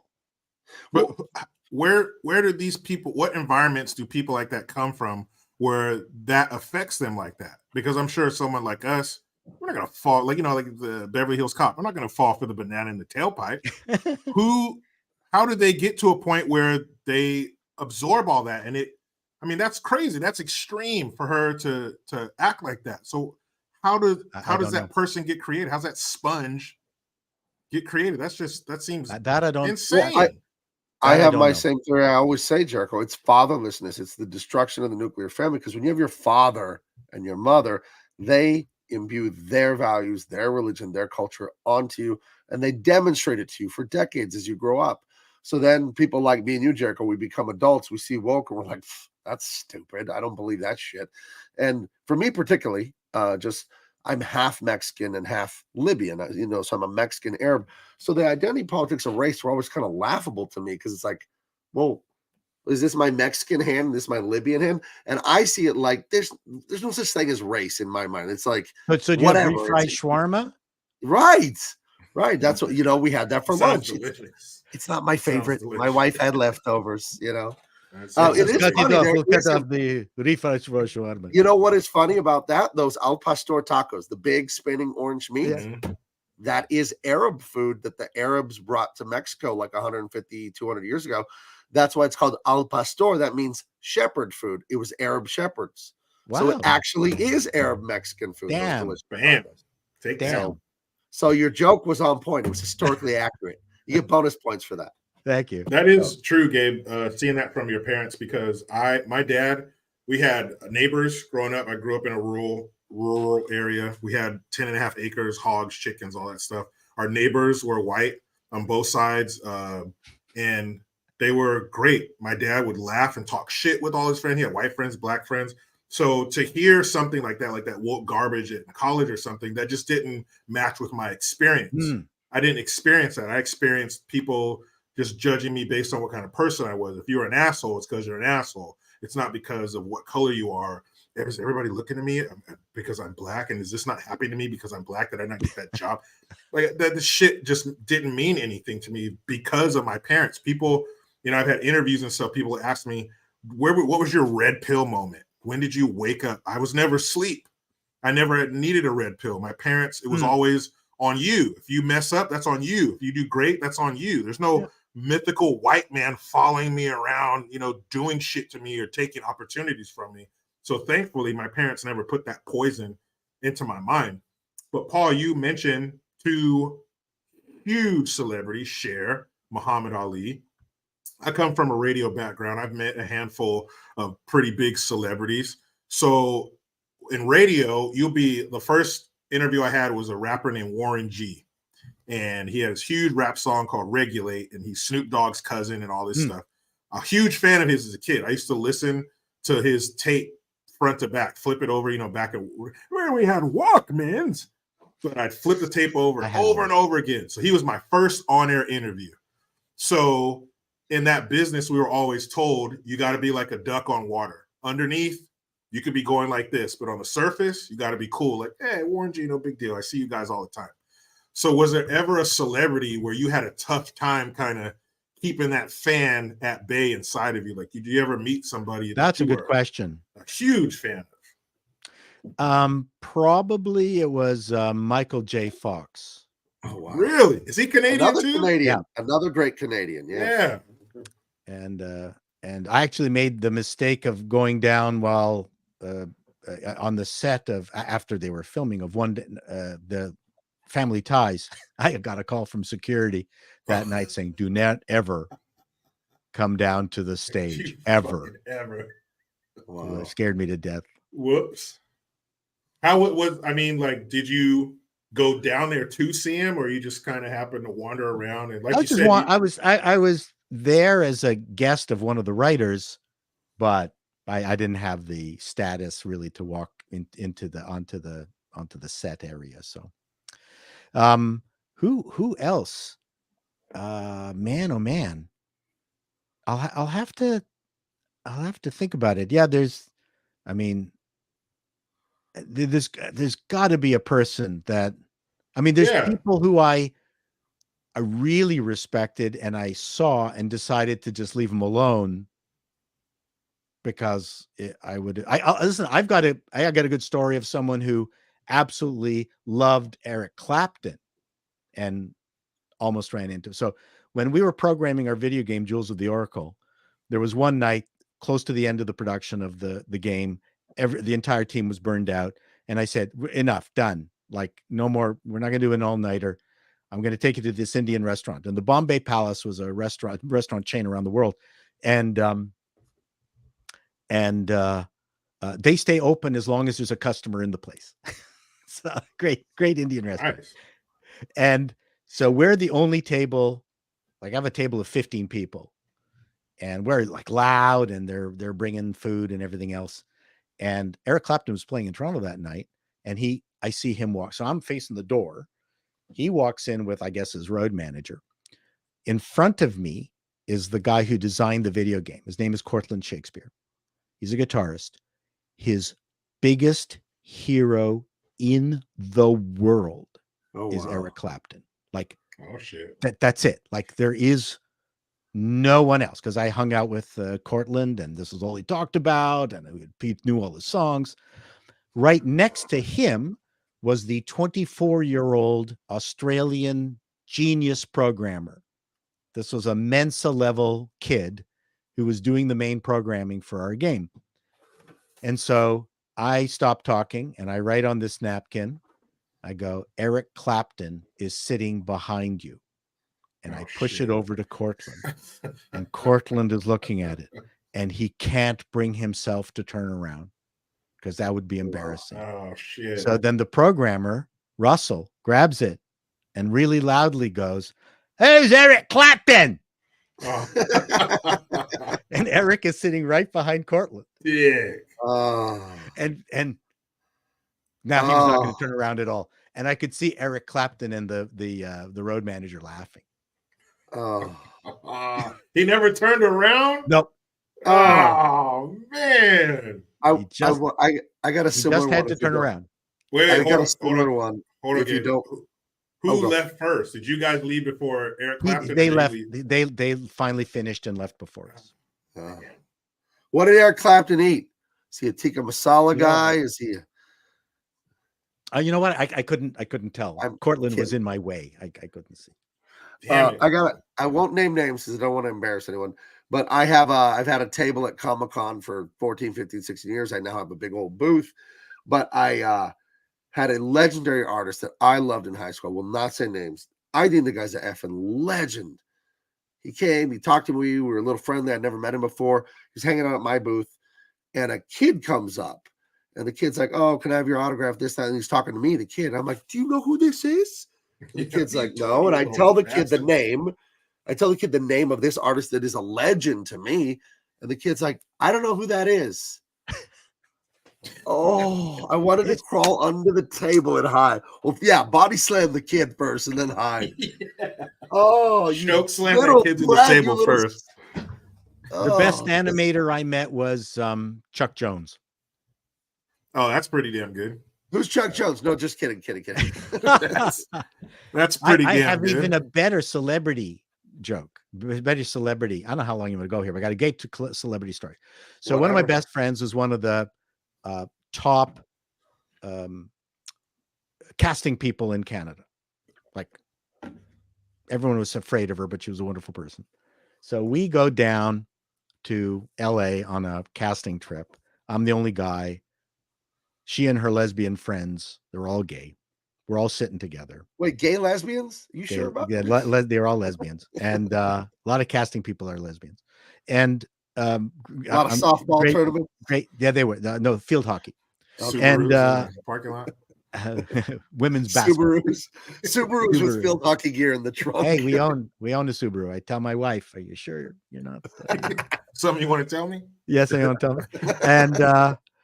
And so this casting person who is famous has talked with the biggest stars in the world. Has got one. What's the Superman? She's got the green kryptonite. Oh god damn it. Barbra Streisand. Okay. So Barbra Streisand is her god. So we're at the restaurant. It's one of the cheapiest restaurants in LA. She gets up to go. And so, "Where are you going?" I'm going to go out and hang out at Barbra Streisand's house. Hopefully I'll see her leave. I said, "You're stalking. That's stalking. You can't do that." It's a law. No, because we weren't that far from her house. And I'm going to do it. And I said, "Please don't. Like, you're going to get in trouble because you won't control yourself. And as soon as you see her, you're going to step out of the car and just scream, and you're going to scare her." And she's a jumpy woman. And so she goes, "No, I'm going." So she goes off. Not 20 minutes later, Barbra Streisand walks into the restaurant. Damn it. So she sits down towards the other end. And the other girls, and we're going, "Should we call her?" Because we had the big cell phones. Oh yeah, you're calling it an airstrike. Yeah, calling an airstrike. That's right. And we said, "Should we tell her? Should we tell her that Barbara's?" No, we're not gonna tell her. No, we won't. Don't tell her, because she's just gonna ruin for us at the restaurant. She's gonna make a scene. Right. So Barbra Streisand finishes, leaves. Then our friend finally comes back, and it's just, and so we're going. So did Barbara ever show up? No, never saw her. And then finally, one of us, I can't remember who, said, "By the way, Barbara showed up." Blah blah blah. Blew up. Oh man, I bet she kicked herself in the ass so hard for that. And then that was. Oh, damn it. I got a very similar one. So my daughter, the stand-up comic, she lived in Hollywood for a year on the corner of Sunset and Wilcox, diagonal from the CNN building there. Mm-hmm. And she loves Guy Fieri. I love Guy Fieri. Diners, drive-ins, and dives. I love it. Yeah. He's such a charming guy to me. But she was always wanting to meet him. She thinks he's awesome. And my son went up to visit his sister in Hollywood for the day without us. So just the two of them, my adult children. And they did something, this, that, and the other. And she's like, he's here in town. I saw his Instagram. He's here somewhere. And I don't know if he got a star on the Hollywood Walk of Fame or he was some ceremony in public. But she eventually had to go to work. My daughter worked at the Comedy Store, frying chicken nuggets and making mozzarella sticks and all that. And she goes to work and my son leaves. And I guess when he's leaving, he sees Guy Fieri on the sidewalk at the thing, like nearby where they were. I don't know if he was talking to cameras. I was like, oh my God, you could have met him like in 10 minutes. I could be getting details of the story wrong, but basically my son, who's indifferent on Guy Fieri, got to see him there. My daughter's frying more mozzarella sticks or whatever for people at the comedy club. So I had when I worked at the radio station, two real quick ones. Somebody who had just the worst experience with someone they were a huge fan of. Oh boy. So there's this musician named Pitbull. Oh and yeah, he's a rescue. Did you know that? A rescue. What, from Cuba? No. Pitbull. Yeah, okay. Never mind. I heard the Sklar brothers say that once. So he comes to the radio station, and this happens to be on the morning of my 27th birthday. So Pitbull, John Witherspoon, Ari Spears from Match TV, and Gabriel Iglesias all came through the radio station. Wow. And I know they didn't do it for me, but it just happened to be. What a great birthday gift that was. So John Witherspoon, Gabriel Iglesias, and Ari Spears are leaving the studio. Again, the shit that happens off the air is fucking hilarious. So they're leaving. Everybody's, oh shit, wiping the laugh tears from their eyes. Here comes Pitbull. So one of the secretaries that work there named Alex, everybody in the building sees the celebrities when they come in. So everybody should pretty much, we see it all the time. Chill out. So she was a huge fan of Pitbull, posters, all his music. Oh my God, I want to meet him. And he comes in the door. He comes down there as a corner. So they're both coming this way, converging on the corner. He comes around the corner. She sees him. So outside of every studio for the different radio stations, you got that clear plastic tray for you to drop papers in there. Like in case the on-air light's on, you just drop the papers, they'll get them later. So she sees him. Her eyes get huge. She turns around and slams her head right into one of those plastic trays. It comes off the wall. It's a long hallway. It makes the loudest fucking sound ever. All these people are popping their heads out of the hallway. What the fuck was that? Papers go everywhere. And he bends down and helps like a rom-com. He bends down and helps her pick her papers. I don't know if a tomato was as red as her face, but she was like this big. She was so fucking embarrassed. It was hilarious. But I got to meet one of the people I was the hugest fan of, Hulk Hogan. He came. His daughter had that reality show on VH1, Brooke Knows Best or whatever. Hogan Knows Best at the time. So I'm a kid of the 80s, WWF. We watch it every Saturday. Right. Then my brother would try the moves on my older brother. It was everything. All that shit. I was always That's right, brother. You know how many times I was putting the Boston Crab and the figure four leg lock and all that shit? Folding chair. Folding chair. Yeah, my brother DDT'd me into the kitchen floor one time. But Hulk Hogan comes in. I swear he did. I almost passed out. So Hulk Hogan comes in. I just happen to be standing in the doorway. The door's open. Here's the camera guy backing up, getting footage. And Hulk Hogan looks at me and he goes, "Hey, brother," just like he talks. And I was like, hey, again, the duck underneath the surface. I'm like this. Hey, what's up, Hulk? Shake his hand. Hey, where's the bathroom, brother? So I show him me and Hulk Hogan walking down the hallway together. The weirdest shit. Gonna go use urinals next to each other. Wow. Have a little small talk. There's always that one urinal buffer, even with the Hulkster. You got to shake it off, brother. 2 shakes, 3 shakes, and you're playing with it. Brother, you mind shaking me off, brother? So I walk him to the door, and I was like, I'll leave you. I'll let you go by yourself. Yeah. But, I mean, everybody in the building, everybody was bringing Hulk Hogan fucking t-shirts and toys for him to sign. And that was, I've met a lot of celebrities, movies, music, all that shit, but that was the one where I was like, the Hulkster. And he was he's huge. Big, humongous dude, but he was in the studio because everybody wanted shit signed. It went like an hour over, and his producer, headset, clipboard, classic, stereotypical producer, Hulkster, we got to go to San Jose. We don't have time to do the meet and greet. He goes, no, brother. These people have been waiting for me for hours, brother. We're going to do it. He went in there, signed everybody's autograph. I have a picture with him cheesing it. And he made everybody feel like they were the first person to ask for his autograph that day. He was a great dude. And then they took off and that was it. But he was awesome. They say don't meet your heroes. I wouldn't say a hero, but definitely a huge fan. Couldn't have been better. What a great dude. So my biggest hero that I met was, and it's not so big, and I don't know if you ever heard of him, was Todd Rundgren. Todd Rundgren, who's a rock musician, right? Yeah. Right. Hello, it's me. I've been out for a long, long time. I can't sing. So, yeah. I met Todd Rundgren. It's like I'm right there. But it's cool to meet celebrities. I've met only one or a duo were assholes, and they were nobody at the time. Like, who the fuck are you to have an attitude? But everybody was pretty cool. I do find that a lot of celebrities are a lot shorter than you think they are. Yeah, on TV or on the movies or whatever. I met a few of them. I'm like, damn, I'm taller than you, and I'm not really bigger than life. Yeah. Oh yeah. On screen, man, they're 7 feet tall, but you meet them and you're kind of like, oh, you're a little guy. Come here, little motherfucker. Stallone is pretty teeny. Is he? That's what I've heard. Man, that's a trip. But they seem, on TV. I don't know if they're on Apple boxes or what. But man, they seem just larger than life. But man, that is awesome. I miss that. I miss not just meeting the celebrities, but being, in entertainment. It's fun. It's something in you. I used to get detentions and ass whoopings when I got home for cracking jokes in school and stuff like that. But to be paid for it, that's pretty cool. It is.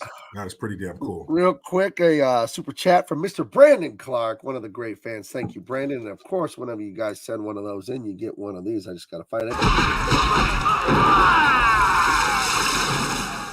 Brandon. Nice hat too. Indeed, yeah, the ISOM hat from the Great Rippaverse. Ooh, they cleared 1.1 million today on the Yara. Goodness gracious. Great Caesar's Ghost. That's going well. Let me share this real quick. Did you ever do work for Marvel or DC?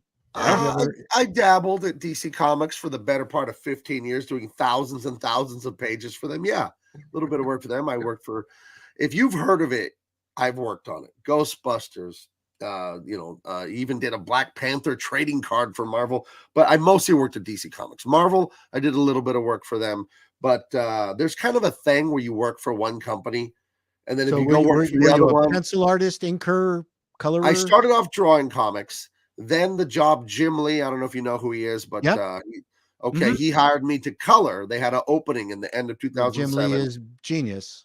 Yeah, business genius and artistic genius. Yeah. And I worked at the Wildstorm studio. That was a division of DC Comics for 3 years. They closed that studio, and that's when they started DC Entertainment under Diane Nelson and all that. They started to focus on the movies and the TV in 2011 or whatever. So I went freelance after that.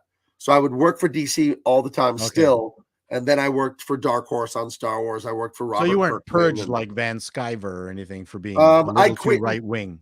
I quit in protest because I didn't like what they were going to do with Superman and all this stuff. I actually quit. I was being offered new contracts and I walked away from that. So I wasn't fired. I did quit. And then they said, see you later, see you later. But I wouldn't have it any other way. The stuff I'm doing now, I think it's great. I need to support you. So I will. Well, thank you. You go to bigmancomics.com. I'm there. These are in stock and they're like, I've been packing this stuff all day and driving it to the post office, and I should have it out in, I think, 2 weeks. Maybe it might take me a little bit longer. Dean can't come to San Diego to autograph books until the middle of next week. So I got to kind of. Dean was supposed to be on Midnight's Edge this morning, but he had a cold. Yes, he texted me at 3 a.m. and told me he was still coughing and sneezing. And do you think maybe you could ask him if we could postpone it? No problem. So, I don't run it, but he seems to be a nice guy. Oh, Yeah, very much so. he Great dude. he is very much a nice guy in real life. Like on camera, everyone can be great, but hanging out with him, talking on the phone, like going to dinner and this and that, it's one of the most genuine people I've ever met. And it's that thing we talked about earlier, the dad. His father, the movie director Christopher CAIN, he's a farmer, like a cowboy from South Dakota, and he has those real traditional family values, American like cowboy kind of values, and he raised Dean that way. I really admire him. Jericho, you hung out with Dean a lot at Comic-Con, and you got for like 2 hours. We were in line at Starbucks trying to get breakfast, so we got some quality time. Sit there and really talk. And that's another thing. Mentioning meeting celebrities and stuff at the radio station, they would always tell us to limit the time that the fans are with the artist, because you don't want to lose that luster. You don't want them to see the celebrity pick their nose or sneeze or get a call from their sick kid. You don't want to humanize them. So it's get in, take your pictures, and get out. So you still have the, oh my God, I met so and so. But so yeah, we really had some time to really talk and stuff, and it was cool. And what was really cool is to see people kind of fan out when they saw him. That's just crazy to me that, the way people. I'm not a huge fan of it. At the height of the Frantic's success in Canada, there wasn't a day that didn't go by where we weren't stopped on the street. Isn't that kind of weird though? Did you ever get used to it? Or does it still trip you out that, because you see yourself as, hey, I'm Paul. But did you ever get used to people seeing you as something more than that? Well, I mean, we were lucky in that the Frantics were a fairly intellectual comedy group. So we weren't getting like Kardashian crazy shit. Mm-hmm. We weren't famous for being famous, but it did teach you a lot that, once you're on TV, you just get this celebrity and it's just weird. I mean, it's just weirds you out a little bit. I'm much happier right now being semi-famous here on YouTube. I think it's fun. I get to do what I want to do on YouTube. It's great. I'm writing screenplays. They're being shopped around in Hollywood, and I don't. And you don't have to go to Hollywood. That's nice. I think doing this like YouTube and then me being a comic book artist, that's the perfect kind of famous. Yeah. I go to a Comic-Con, they know who I am. I go to Comic-Con, I loved. Right. So the Frantics did Comic-Cons, but because those were really hardcore fans. Right. And we're known for Mr. Canoe Head, who you guys don't know about, but this is Canada's greatest aluminum-headed crime fighter. Okay. What's his only weakness is what? Rust. No, he's aluminum-headed. The weakness is the fact that it's a big fucking canoe stuck to his head. It's like the best superheroes have this horrific downside. Yeah. And the other thing that he can't push the buttons on elevators because he just goes up to the elevator and they go boom, and his arms aren't long enough. Escaped. He's all, no, my only weakness, the elevator buttons. But his bad guys were horrible. I mean, there was the Ultramind, who had a Tandy Radio Shack computer welded to his head, and so I have 8K of memory that I'm going to use to rule the world. Hey, Paul, seeing both sides of the I don't know, entertainment beast. You've seen it in Canada, you've seen it in Hollywood. Yeah. What are I'm sure you've seen like some debaucherous shit. Like, did you ever see like any crazy parties? Some stuff I won't tell you here.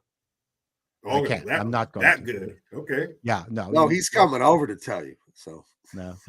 There's moments where I'm working in LA 3 a.m. and I go into the boardroom and I see something. Did you ever see some shit where you turn around and left? And I left. I just went, okay. If this powerful person sees me, oof. seeing them, then on the boardroom table, I'll be in big trouble. So, man, and I've never said who it was. I've never revealed it. I'm just keeping my mouth shut. But so that was one. Yeah, I mean, I mean, I've seen fights between people who were really tight and then have the giant blow up fights in public and shit like that. But So yeah, you haven't discovered my horrible side. Like you go, wow, Paul's a really nice guy. Oh, you don't know the half of it. Yeah, I want to see the dark side of The Paul. dark side, Mike. Dark Paul. I've seen celebrities do drugs. I've sold a couple celebrities drugs. Not that I was a drug dealer, but I happened to have what they needed. Yeah, at the time, sure. Yeah, it's a trip. It really Yeah, is and a lot trip. of them, yeah. The drug stuff was very big when I was down there. I mean, these people have got a lot of money and a lot of time. And Yeah. the other thing too is Darth Chato. Sorry, I thought that was Darth Chato. I like that. Do it. Beautiful women throw themselves. Oh man. Man. Wait. Was 1991 Chato married when he was a big baller in LA? Yes. Oh, poor 1991 Chato. Oh man. That's something I have seen lots of times and people don't understand celebrities, like they don't do blue collar amounts of drugs. They're not scraping together $50 to get a little baggie or something or an 8-ball. They're doing industrial size amounts of drugs. And I've seen women do crazy shit. Yep. And it's not like the celebrities get to know them first. Hey, let me talk to you, girl. It's no, I see you, I'm blowing you. I've seen stuff like that. I've seen guys walk off stage, point to 2 girls, and just put his arms around both of them with bottles of liquor and go on the tour bus. I've seen chicks, getting the business. But that's what the women wanted. It's crazy. Oh, I saw one artist. He was on stage performing, and on his tour bus, there was a line of like 25 girls waiting to get on the tour bus. So when he was done, he would come to the tour. He wasn't even there. And the bouncer, he was wide as the door. He's checking their IDs, and if you got the looks and you're 21 and over, hey, get in this bus. I've been to some fairly large concerts like Rolling Stones, Stevie Wonder thing. Although Stevie Wonder was fine, he didn't see it though. But I mean, I would see the big lineup of girls, and then the main bouncer would pick out the girls who would then be allowed backstage. And I mean, you see that music was, I think, way more raucous than obviously than just actors. But I mean, good-looking male actors could hot and cold girls like nonstop.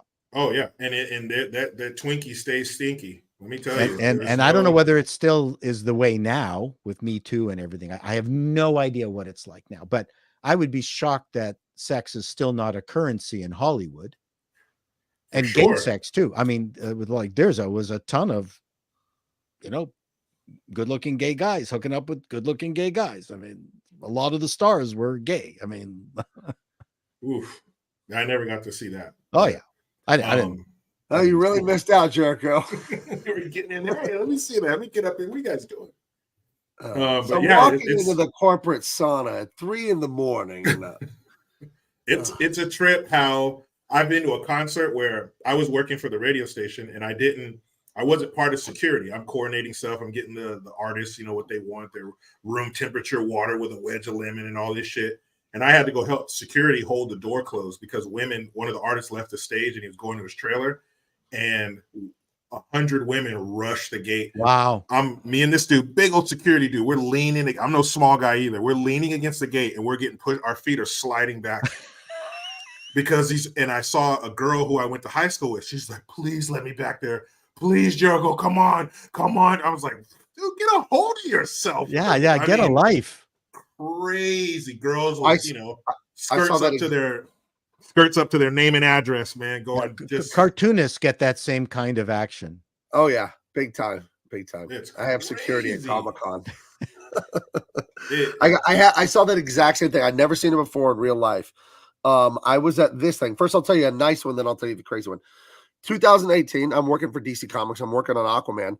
This is a celebrity I met. Super nice guy. Dolph Lundgren. Yeah. I'm taller than him. I take pride in that. Wow. He's a tall dude. And that's why it's called Big Man Comics, Paul, because I'm literally a big man. I get it. But I walk up to him like, I'm a big fan. Me and my buddies, Merlin Jericho, love Rocky 4. If he dies, he dies. And it was so nice. We had this really pleasant talk for like 5 minutes. Then like an hour later, this is at the Roosevelt Hotel, Paul. I'm sure you know where that is. Yes, I've stayed there.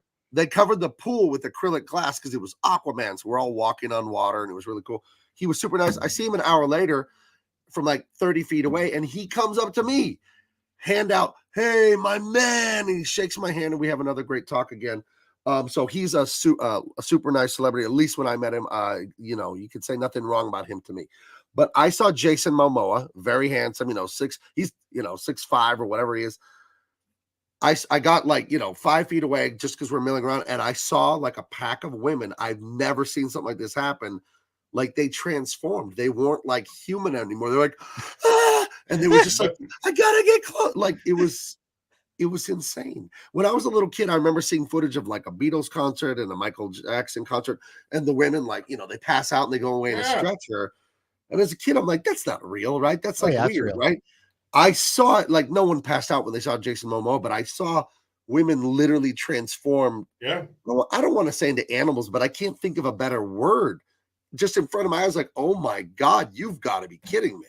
So women are crazy. They love performers. I remember I had a joke where the Frantics actually did opened for some bands, and they were never big bands, but you'd open for it's very tough being a comic act opening for like some heavy metal hair band, and my joke was that the girls would come backstage and they would see the band members and go, fuck me. And then I go, hey, how about me? Fuck you. You bitch. Yeah. Oh, yeah, the difference that one word makes. They changed the me to you. Yeah, the comedians never got the same. Although Steve Martin, I'm sure, could have gotten as much as. Yeah, I'm sure he was doing all right. I'm sure Steve was doing just fine. Oh, super handsome and super funny. Yeah, yeah, very I'm very sure funny guy. But it is a trip to see that animalistic nature come out of women like that. I saw a girl bang a bouncer just to get back there. Yeah. To the man, I'm like, you banged a bouncer? Oh, it was. I'm watching. You get through the bass player, the drummer, just to get to the lead singer. But you don't see that with men. Like you don't see men fawning and freaking out over unless they're gay guys. Celebrities. Gay guys will. Yeah, but of course. But like straight dudes, you're not gonna be like, oh man, Halle Berry, oh fuck me. It just doesn't happen. But it's just bear spray you if you do that. I fucking love you. But women, oh man, it's unexplainable. You have to see it for yourself. You have to see them in the wild. It is something to behold as a man. You thought you knew how women were, and then you see this happen in front of you, like, wow. Okay. Yeah, you're a whore. It's like I was a varsity football player in high school, but I've never seen anything like this. Goodness. So oh man. Well, we've been going for 2 hours. I wanted we have. You Yeah. know what? The guys would freak out if suddenly they saw David Ortiz. Okay, I'll take your word for it. Happy. They said to wait before your time. David, isn't he a ball player? Wasn't he? Red Sox. Okay. Yeah. That David Ortiz. Huge Red Sox player. See, I'm being an old man here. David Ortiz. I'm telling you, David Ortiz. I'll tell you, he was a very good player. Yeah, third game that guy. We've been going for 2 hours. Yes, Paul, I got to go to bed. Is there anything you want to promote or tell anyone where they could find you besides your? Yeah, go to Call Me Chato for my entertainment stuff, and then for my social commentary, you can go to Appalling News, which is APAULING News.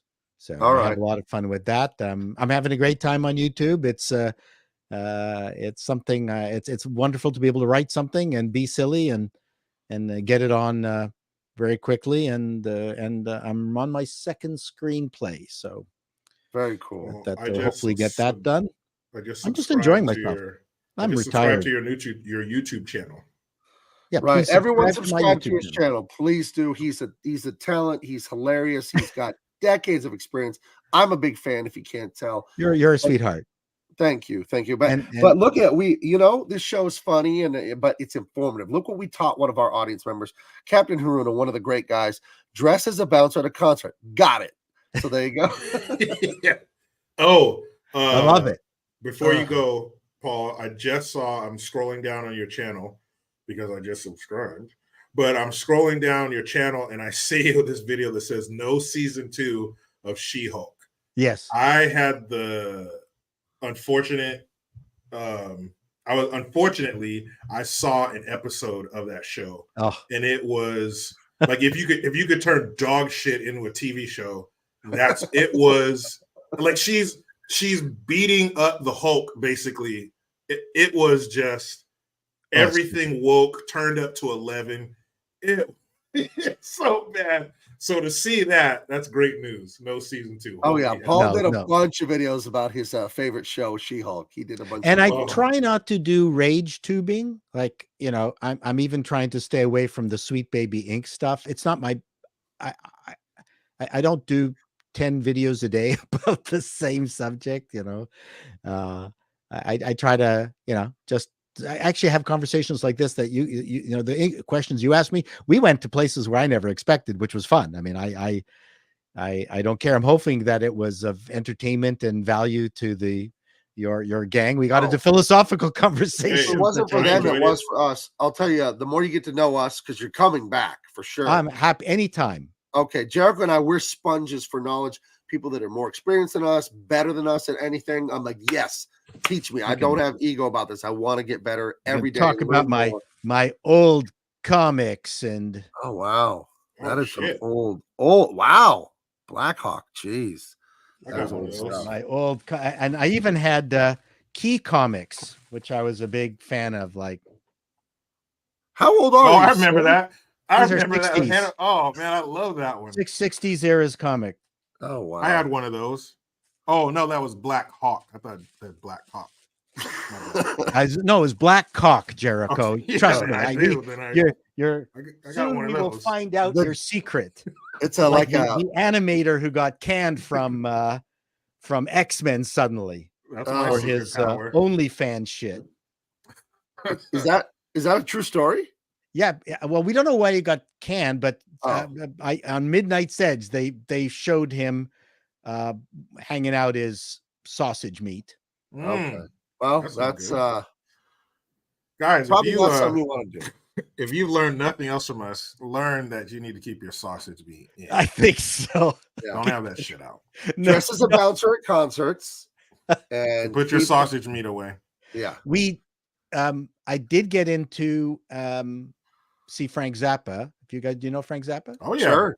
He's got his children, Dweezil and Moon Unit. So in 1973, he was playing in Toronto with Mahavishnu John McLaughlin, the Mahavishnu Orchestra, and a guy who used to beat me up, but then we became friends with, big guy, said, "Hey Paul, you want to go see Frank Zappa?" I said, "I'm a huge fan. I'd love to." But it was the White Album with Fluorescent Leech and Eddie, the Fillmore album. There, and went, "Wow, I'd love to." And I said, "I don't have tickets." He said, "I'll meet you at the back of the Maple Leaf Gardens at such and such a time." I went, "Yeah, okay, fine." So we go down, and he's got these white sheets. Stick with me. Oh, he's wearing them? I don't like what no, hold on, wait, Jericho, don't. Hold on. I'm out of here. So we put the white sheets on. Did he have a burning cross and he had by chance? He had a black rubber band. So now we looked like Arabs, like it was a burnous. Oh, okay. All right. Whew. We're getting into El Tayeb's territory here. That's all right. So we're wearing the burnous. He gives us black sunglasses, and he had empty guitar cases. So we're picking up the guitar. We got the guitar cases. We're wearing burnouses, and then we go to the musician's entrance, and there's security there, and people are loading shit and stuff like that. But it's Frank Zappa.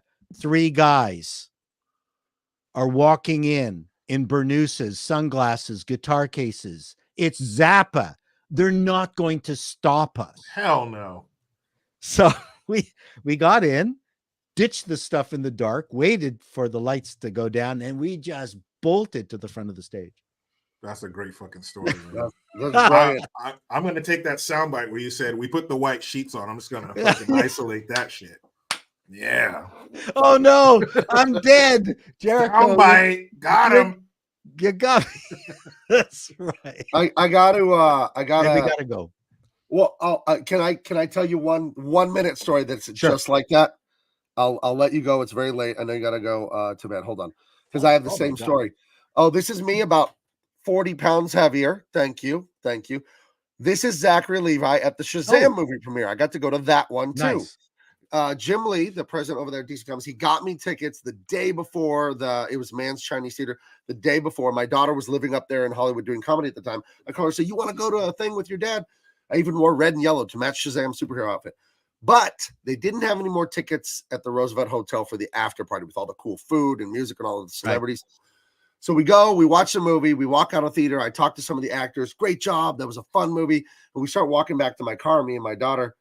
And I see a lot of people going to the Roosevelt Hotel. And it's literally catty corner from the Man's Chinese Theater. It's, Paul, it's right across the street. Yep.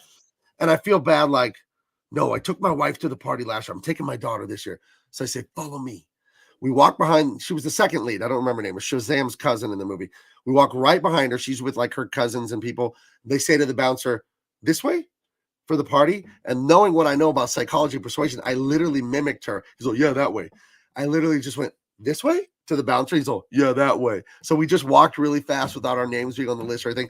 Take a few turns, and all of a sudden we're inside the middle of the party. Nice. We were there all night and had a great time. Nice. So like you, I fudged my way into a really fun party, and my daughter never forgot. So that's three things: dress like a bouncer at a concert, keep your sausage meat in, and lie if you need to.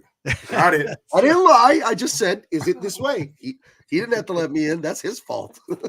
Hey man, this has been great. Thank you, Paul. This has been a wonderful conversation. That was it was good. I very much appreciate the questions, and you guys are great, and it's nice to meet you, Jericho. I saw you in the video. It's very funny. Thank you. I can't make the same jokes you can. You're allowed to make those jokes. Hey, if you're willing to say you put white sheets on, man, you can say whatever the fuck you want. Yeah, I do have one bit in my stand-up where I talk about how so I asked one of the guys I worked with, a black guy, permission to actually do this joke for you people in the audience, because what do you mean by you people? What do you mean by you people? You people. And I said, when I watch Viagra ads and I see black guys in it, shouldn't there be like a disclaimer that comes up? I'm just an actor. I don't really have erectile dysfunction. My shit's good. But and I said, and the black friend I was talking to, he said, it's okay. That you can do. You're good. You're good. All right. Anyways, guys, thank you. We'll have you back anytime, because I want to know what you think of action movies and all that, and I want to try some improv with you, because I think you're an improv master. I'm a big comedy movie guy and a student of stand-up. So if you want to talk about the Catskills and the evolution of stand-up and how it went from how Catskill comedy changed vaudeville, which was actually based on racism, all the stand-up was actually racist comedy. And ironically, and almost everybody was in blackface, and they would make fun of Italians and Jews and blacks. But they were insult jokes. That's what vaudeville stand-up was, to the point where the best stand-up on the circuit was a black guy. I can't remember his name off the top of my head, and he had to perform in blackface, and it actually made him really mad. Blackface. Yeah, double black. It's the double blackface. Yeah, another episode of double blackface. I like that. I love that. The technical name for that is the Trudeau. So, yes, correct. Anyway, I'm just saying that I'm a student of all that. I can educate. I love that. I can, because I think people need to know more about the history of entertainment. I think young kids actually know less than they need to. So if I can help with that, then I'm awesome. Okay, dude. Well, that was awesome. We'll have you back sooner or later. And have a great night, everyone. Subscribe to Paul's channel. Hit all the links in the description. Blah, blah, blah. YouTube stuff. We'll talk to you later. Bye-bye. Bye.